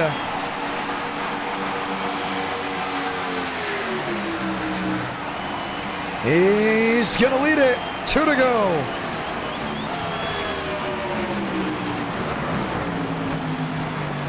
Walker, preferred groove into turn 1. Oh, just slipped on the grass.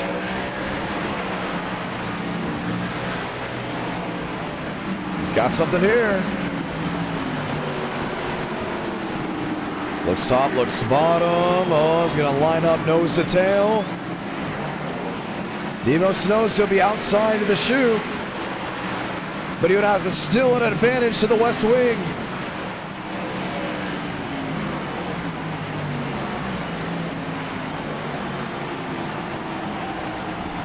Gives a shot to the Chevrolet. Hayden Walker's been thrown around. But how badly does Mosteller want to win this race?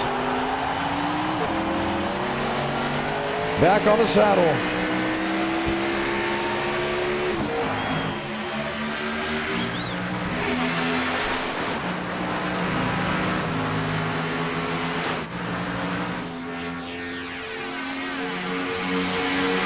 Car length and a half.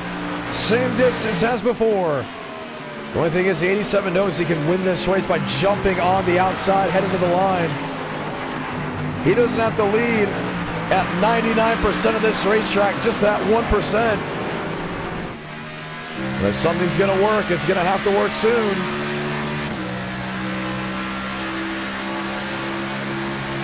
They'll come off NASCAR turn 4 with one more shot ahead.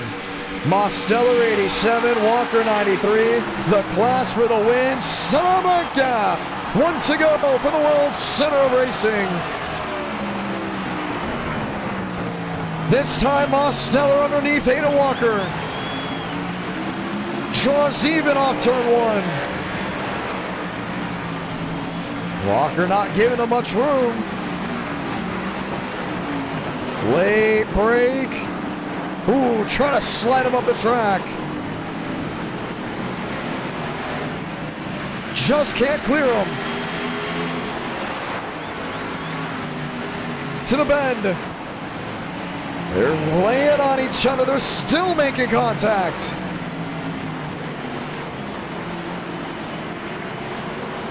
The late braking will work. Now can 87 get the run?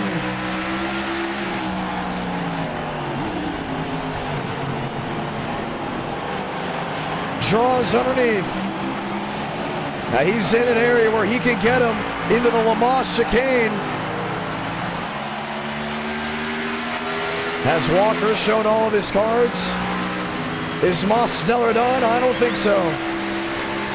Here they come. Limbo below the double yellow.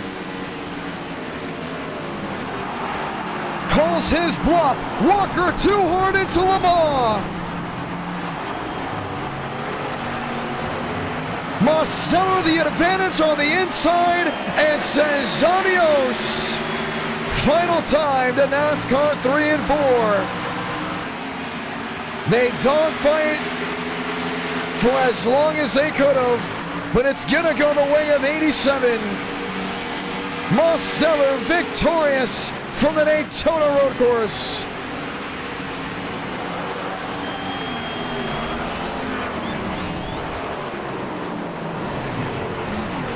I mean, completely called this bluff. Thought he was gonna have a late break in.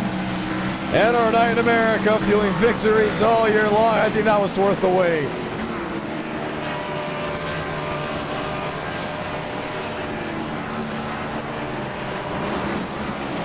How about it?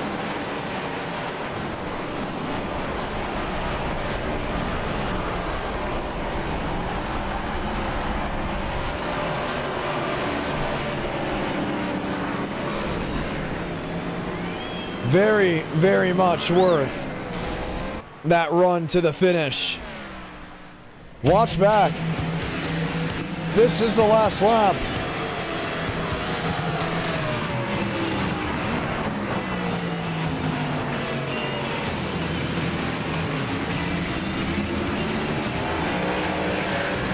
Yeah, it's equivalent to breaking ankles. I mean, unbelievable. I mean, you just broke the axles. Daniel Mosteller, congratulations. Thanks, man. What a battle. That was good, hard racing. We roughed up a little. We were. What am I trying to say? We ruffled some feathers there, but you know, nothing excessive. We were like side by side for like half of that final lap. It was awesome. Wow. Unbelievable. I mean, I'm just speechless on how you're able to go ahead and make all that work. Yeah, I think what made that hard was we didn't have a lot of green flag laps. Like, I knew I was faster than him, but I didn't really have a lot of opportunities. All of that crashing in the first half of the race, we really didn't get to see what we both had. Very quickly I realized he had rear bumper damage, and that was really, really hurting him on the straightaways. And I realized that if I was within maybe 3-4 tenths of him out of the bus stop, I would have a shot at the line. But on the last lap, I was right up on his bumper on the back straightaway, and I just felt like I had to kind of spook him there.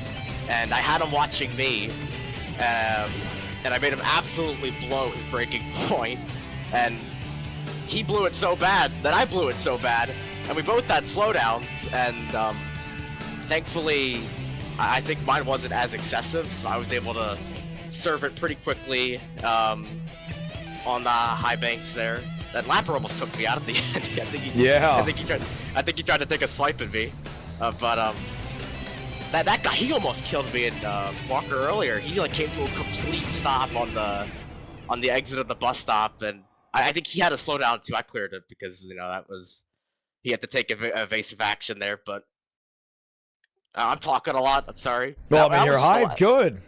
Yeah, that was a really fun battle, and oh my gosh, it's so good to win here. It's so good to just be on the right foot. And the race, I don't know what I'm saying. I want to talk about this. The race early on looked like it was going to be a hassle, right? I mean, we're talking caution, and we had more laps under yellow than we did under green. Now, granted, I think it was worth the wait, but that definitely spelled an issue for some, right? I mean, just trying to get going. I think your rhythm off the jump was different than Aiden Walker. I think Walker was more prepared for that restart to go the distance than you did. Is that true? Is that not true? No. Well, what do you mean by that? Actually? I say that because he got a pretty big advantage heading down into what looked to be turn one. Like, he got a massive advantage, and then it opened up a full second advantage on it. I was like, oh man, like he could have caught the whole pack sleeping there. Oh, I wasn't worried.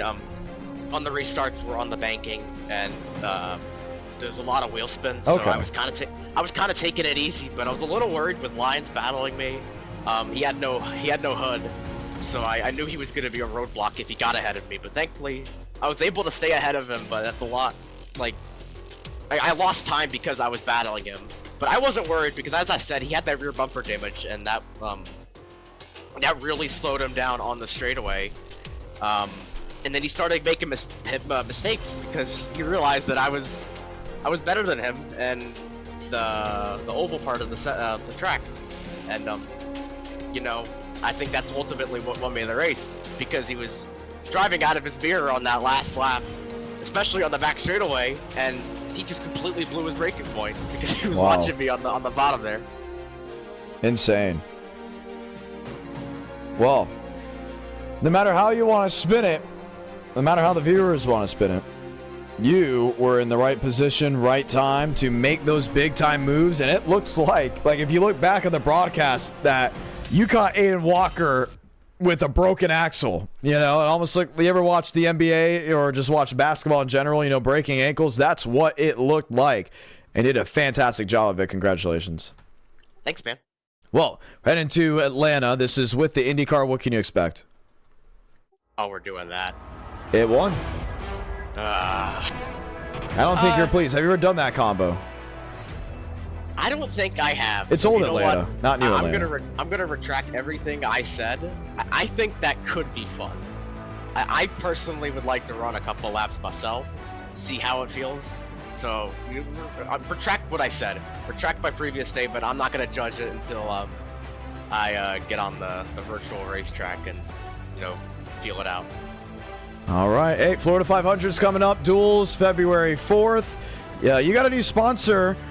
You want to talk about it before the e-ticket event on February 7th? Yeah, a certain someone that a lot of people know in here, and They is do. a multi-time winner. Bird is the word, right? Bird is the word. I am really excited to.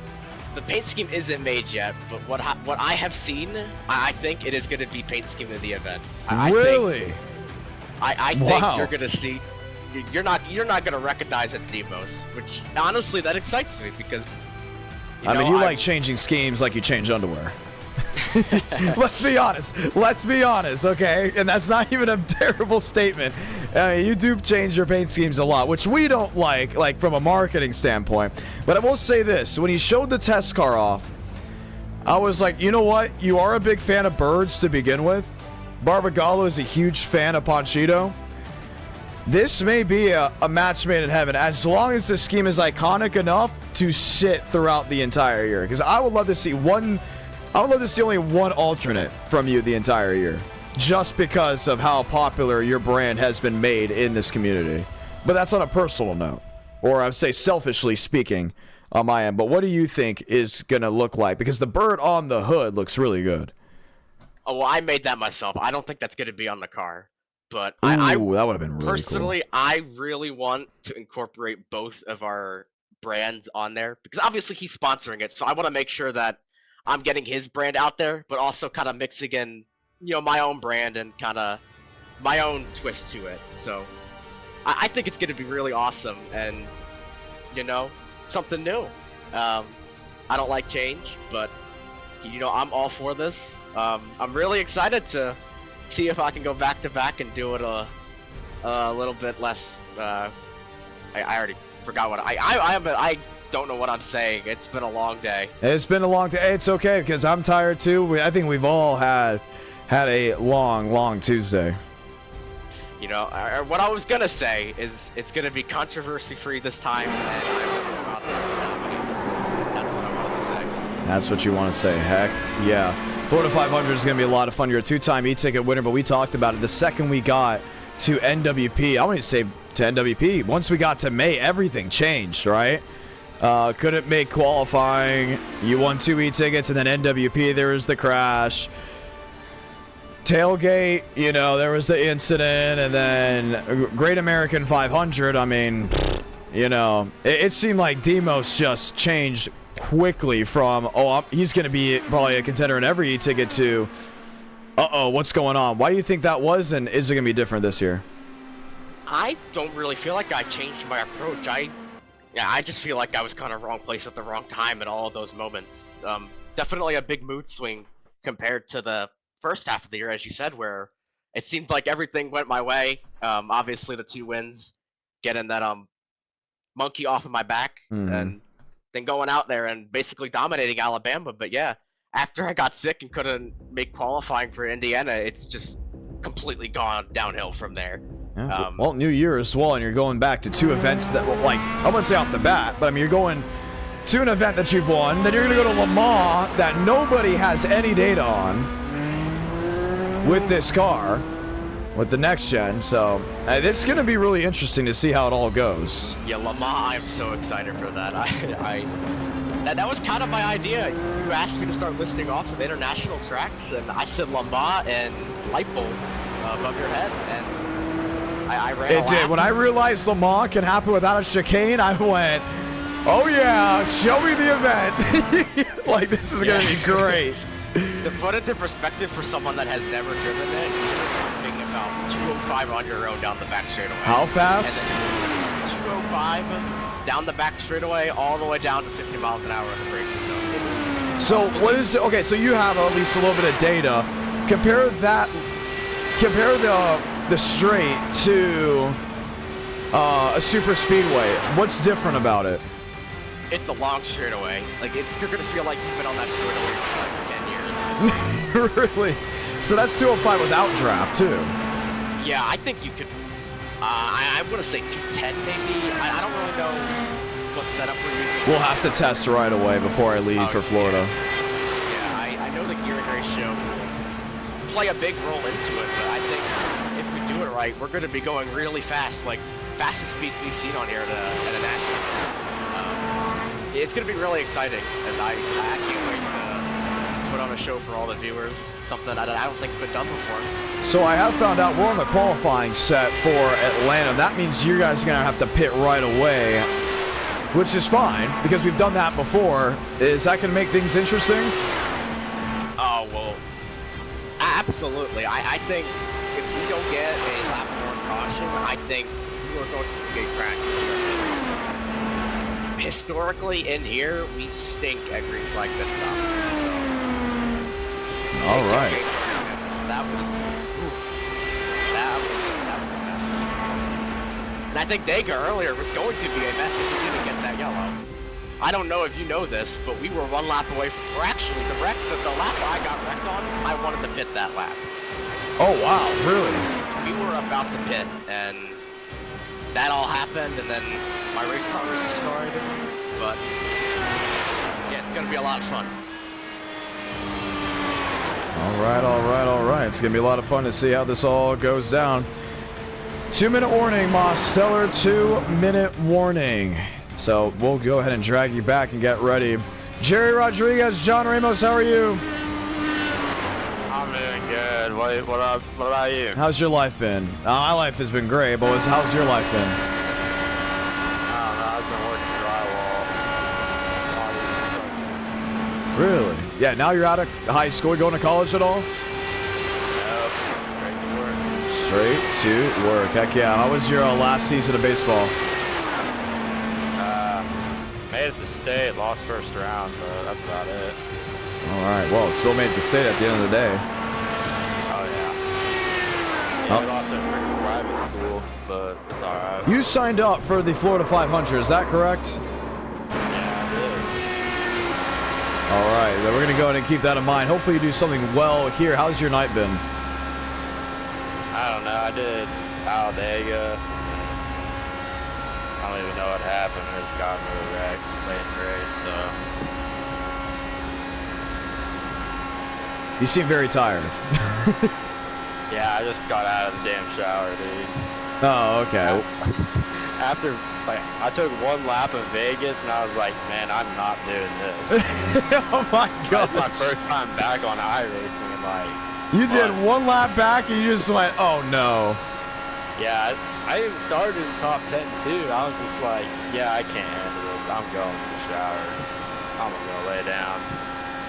Man, all right. Well, long hard day at work. At least you get to end it with IndyCars at Atlanta.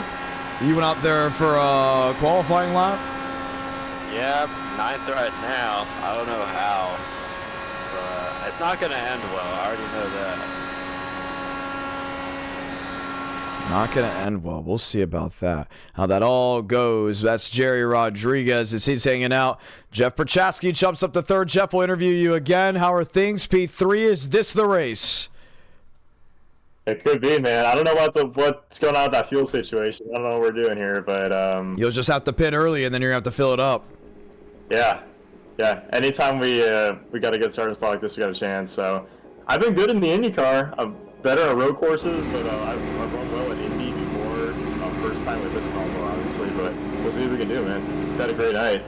So it's going to be a lot of fun to see Aiden Walker and others all joining the grid. P3. And we're used to hearing about you on the GTP side, the GT3 side, or maybe even the open wheel side. So I could be saying Jeff Perchatsky first career win at Atlanta after 35 laps. We'll see. Stay tuned. We'll see. We'll see. Heck yeah. Perchatsky, just talked with him. Delgado, John Ramos, how's it going? I'm here, John. I'm having a good night. Having a good night. Are you racing this event? Yeah, I'm in here. I think I'm in here with I think this is the first time I've raced this car track combo, so super excited to see what the race is like. I'm curious too, because I mean, I didn't even know this could be a possible car track combo, and I have not a clue of what to expect. And I wouldn't be surprised if 95% of the field has not a clue of what to expect. Yeah, it's going to be interesting. I mean, obviously, old Atlanta here, the 08 skin, you know, kind of really bumpy and lumpy, and, you know, the Indy cars kind of prevail on these smoother style tracks. But we've raced at Auto Club before, we're super abrasive. But another factor is, you know, with the setup not being right, people were talking about with the quality set, we might be overheating here, so. Oh, okay. I mean, we didn't have that issue when we did the quality set at Indianapolis, though. Yeah, we'll see what it is. Yeah, I mean, so it's gonna be interesting. We might have to manage temps as well. That's interesting because when I added the when I had the setup, it didn't say qualifying; it just said Atlanta quad.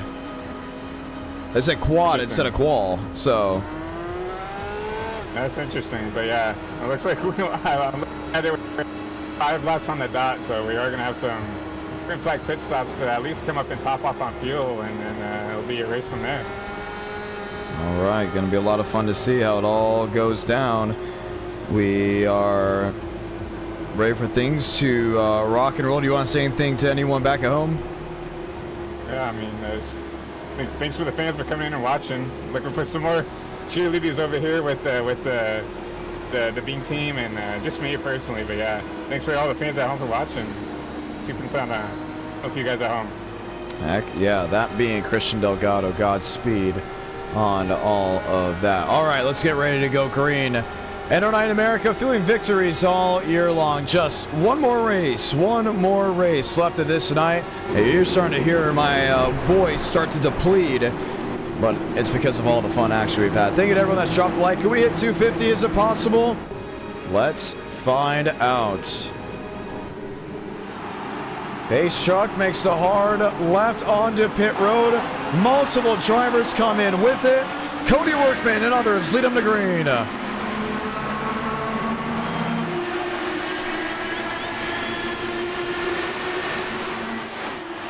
A weird way to start this one. Some coming in from the jump. 3 wide for the race lead. Now they're going to have to pit either right away or wait. One dropping in, Jacob Quill. Workman leading lap 1.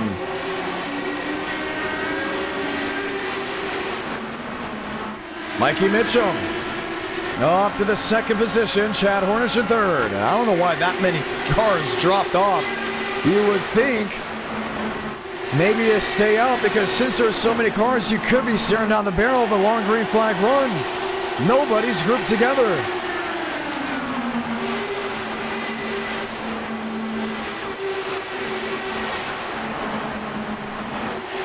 $33 cars taking the green flag. 14 on the lead lap. Everyone has already pit. Remember, they're going to have to pit at least once. And that one will be coming soon.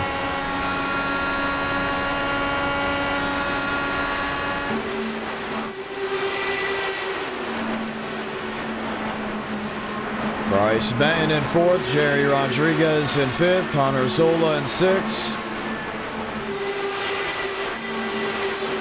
New driver, Casey Pfeiffer The Pfeiffer. There you go. That's the last name. He's on the pit road as well. Mitchum staying out. Mosteller staying out. Jerry Rodriguez staying out there in third. And this pack has completely blown apart. Single file and scattered. Who's still to come in? Here comes Michael Mitchum. Mosteller. Jerry Rodriguez staying on the track. Lee Connor Zola's in. No, he's not. Zola stays out. Truther is in. Matter of fact, we saw Truther hit the wall right away. And I wonder if Rodriguez may be coming out of fuel.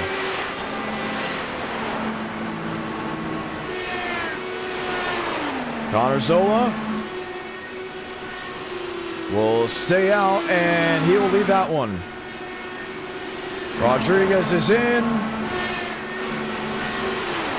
Bianco there in third. Walker there in fourth.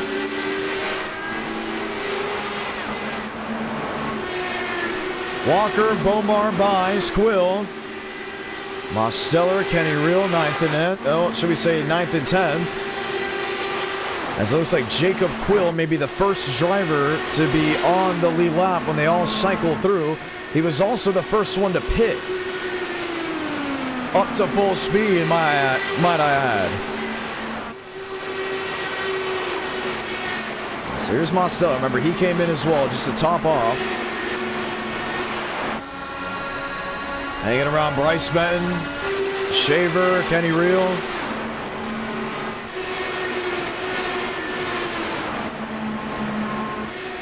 And for the ones that are just joining in, why they all had to come to the pit road, lack of fuel for the start of the race from all those drivers. So Zola leads, and it is because he went ahead and pit right away. Now, we don't have a rule against pitting right away, but I do have a feeling of an unfair advantage. So because of this, we're going to throw a safety yellow. Connor Zola, Aiden Walker, all those drivers came to pit road very early in the race. Matter of fact, they did not even take the green flag. And because of that, they are going to get the advantage they have. Jeff Perchatsky going around. And he's into the outside wall. And just off of time alone, I mean, it's a crazy net gain for all those guys. And what happened here with Jeff? Oh, he just got down on the apron. And slid right back up the track, did not hold the brake. So this will reshuffle things for the final 20 or so laps we'll have under green. And this is just so we can get everyone on the same page. Overlays may have been a miss as well because of timing and scoring. Some drivers not coming to take the green. And the guys that did not come to pit road, or should we say all the guys that came to pit road under green, will be now on the lead lap.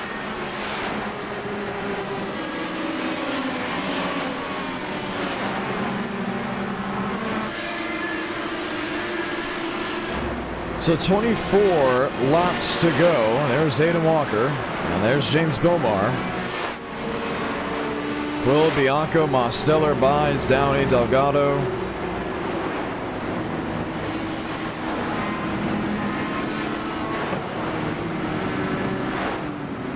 And it will shuffle things out. So pit road was open very early with that pit window, mainly because of the lack of fuel put in the cars, accidentally going on the qualifying setup for the race. And that was just a mistake. It didn't say qualifying on the setup when it was being added. And because of that, this is a situation we have. Someone forgot to brake very deep in the field, and that may have been Gavin Austin. Watch him here in 22.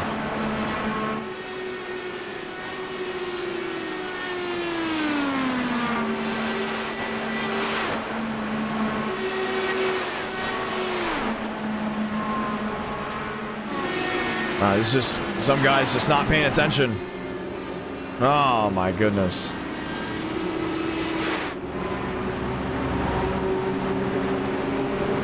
And it may not be fully his fault either. There may have been a car on the outside lane. But he was still coming in at full saw.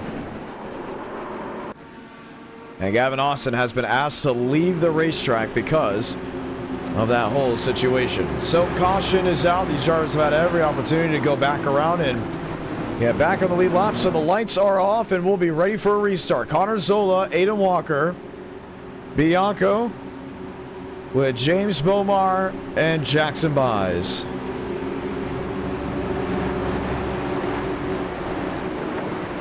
$23 laps to go in this race. We've had a couple of incidents already. And the safety yellow will bring the field back together single file. Walker 93, Bianco in 17. Bomar, Buys, Quill, Downey, Delgado, Mosteller, and Mance will be the top 10. Elijah Mance, has never won a race in Enter Night in America. Does that change right here, right now? Let's find out. Pace truck, the Mad Dash on the pit road. Back green from Atlanta.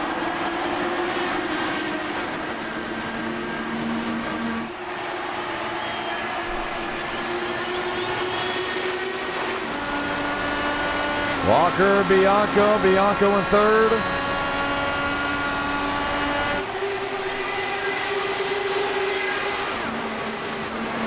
Bomar, Buys, Quill, Downey, Mosteller. Fight for the top three.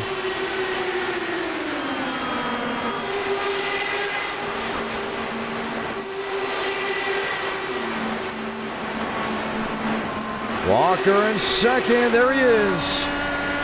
Jumps to the outside of Connor Zola.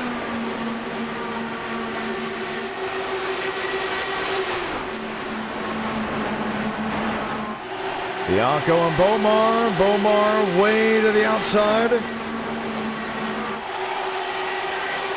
And he's got positioning.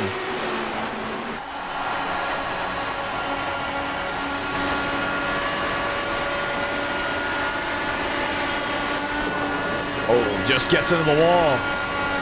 And Braden Walker finishing second. In just the most recent race off of a last lap move through Le Mans.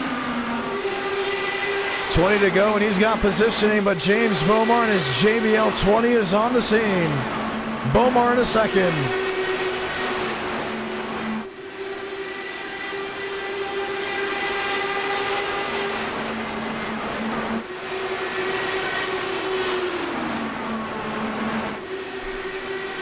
Bianco, Quill, Buys. There's Mosteller in 7th. Chris Downey, Delgado, and Real in the top 10. And James Bomar has got speed unlike others. He's going to close into Aiden Walker. There's no doubt about it. Looks underneath. Walker taking the line away. Just see how much that car tightens up in the dirty air. So Bomar will have to run wherever Aiden Walker is not. Unless it's on the straight.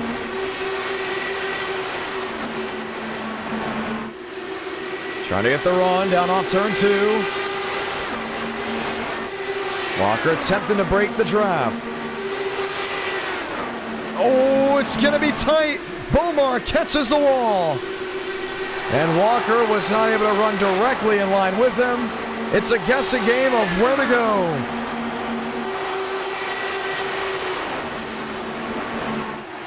James Bomar, new race leader from Atlanta. Now does Aiden Walker get it back?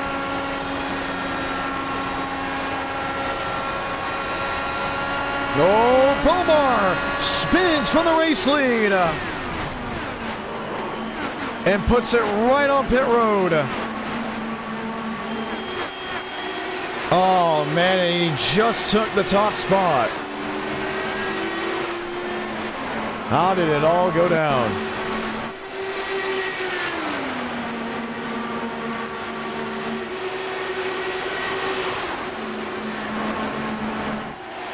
Just got so tight, trying to yank it down. And how this car did not go over or hit the inside barrier, I don't think anyone would know. So Walker's the race leader. Mosteller now goes to second around Connor Zola. Bianco and others continue to ride in line. I think it's going to be a repeat of what we saw at Daytona. What can Mosteller do to track down that 93?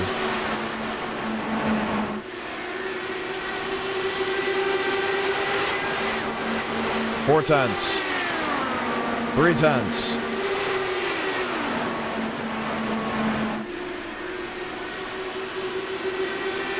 Really closing that edge.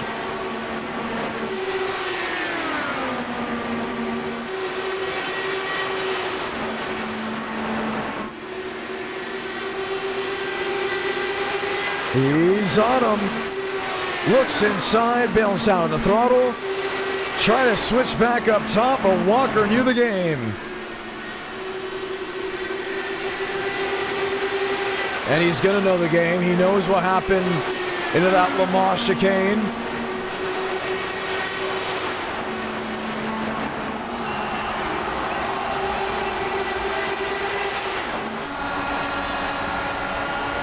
He's there. He's peaking again.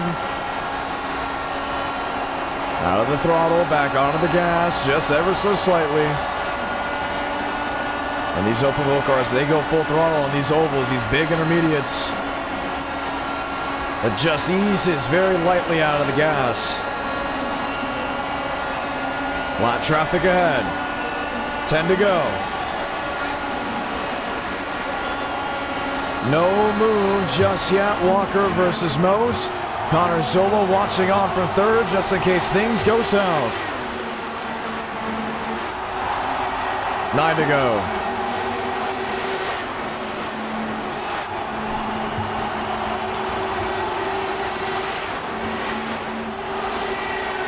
Just 30 minutes from midnight on the East Coast.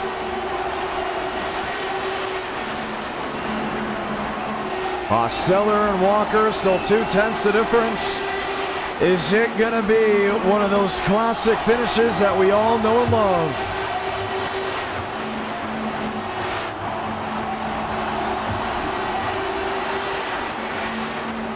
Legacy Atlanta with the IndyCars, the iRatings, putting on a whale of a show. 7 to go, fight for third. Jacob Quill, Connor Zola. Quill finds his way through. Demos got really close to catching Walker. He gets there, and at one point he almost passed Walker. But as of recent, it has been tough to go ahead and make his stride work.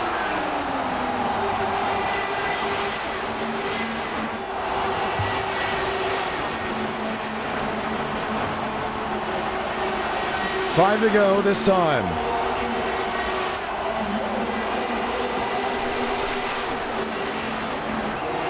Walker this time way up the banking. Ooh, man, Mosteller is able to make up time with it. 5 to go from Atlanta.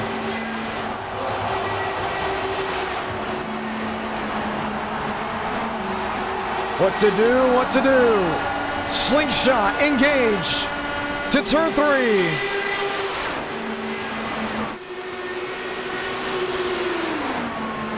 Walker should get the edge.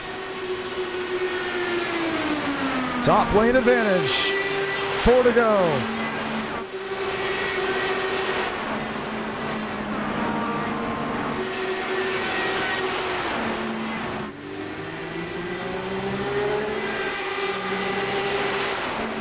A tenth and a half, that's the difference. And that's what these drivers are having to deal with. And with 3 laps remaining, what you have is on your screen. Mosteller into the outside wall. And scrapes up the right side. Aiden Walker able to pull away. He's raced at this track before, that on the quarter mile. And now is 2 laps away from victory. unless Mosteller can make up the ground.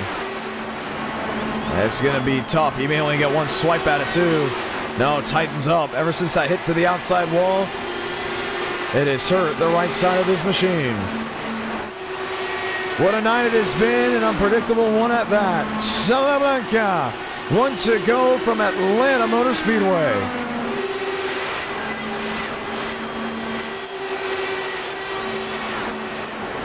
Final time through 1 and 2, middle of the lane. Lap traffic dead ahead of him, that being Yaroslav Donskoy. He couldn't claim victory at Daytona, but he'll head to Atlanta with the checkered flag waving, with his name ready to be displayed. Aiden Walker, victorious from Atlanta Motor Speedway. And will be the final victor of the night. Ladies and gentlemen, as you file on out, I say hello, thank you, welcome, and good night. I'm John Ramos, the voice of NR, saying so long. We'll see you this Friday at 8 Eastern, 7 Central on the IDK Player YouTube channel for some more NR Night in America action. Hopefully you guys have a great sleep, a great rise, whatever it may be, because we're glad to have you all here. Once again, I'm John Ramos from Nashville, Tennessee. Good night to you all.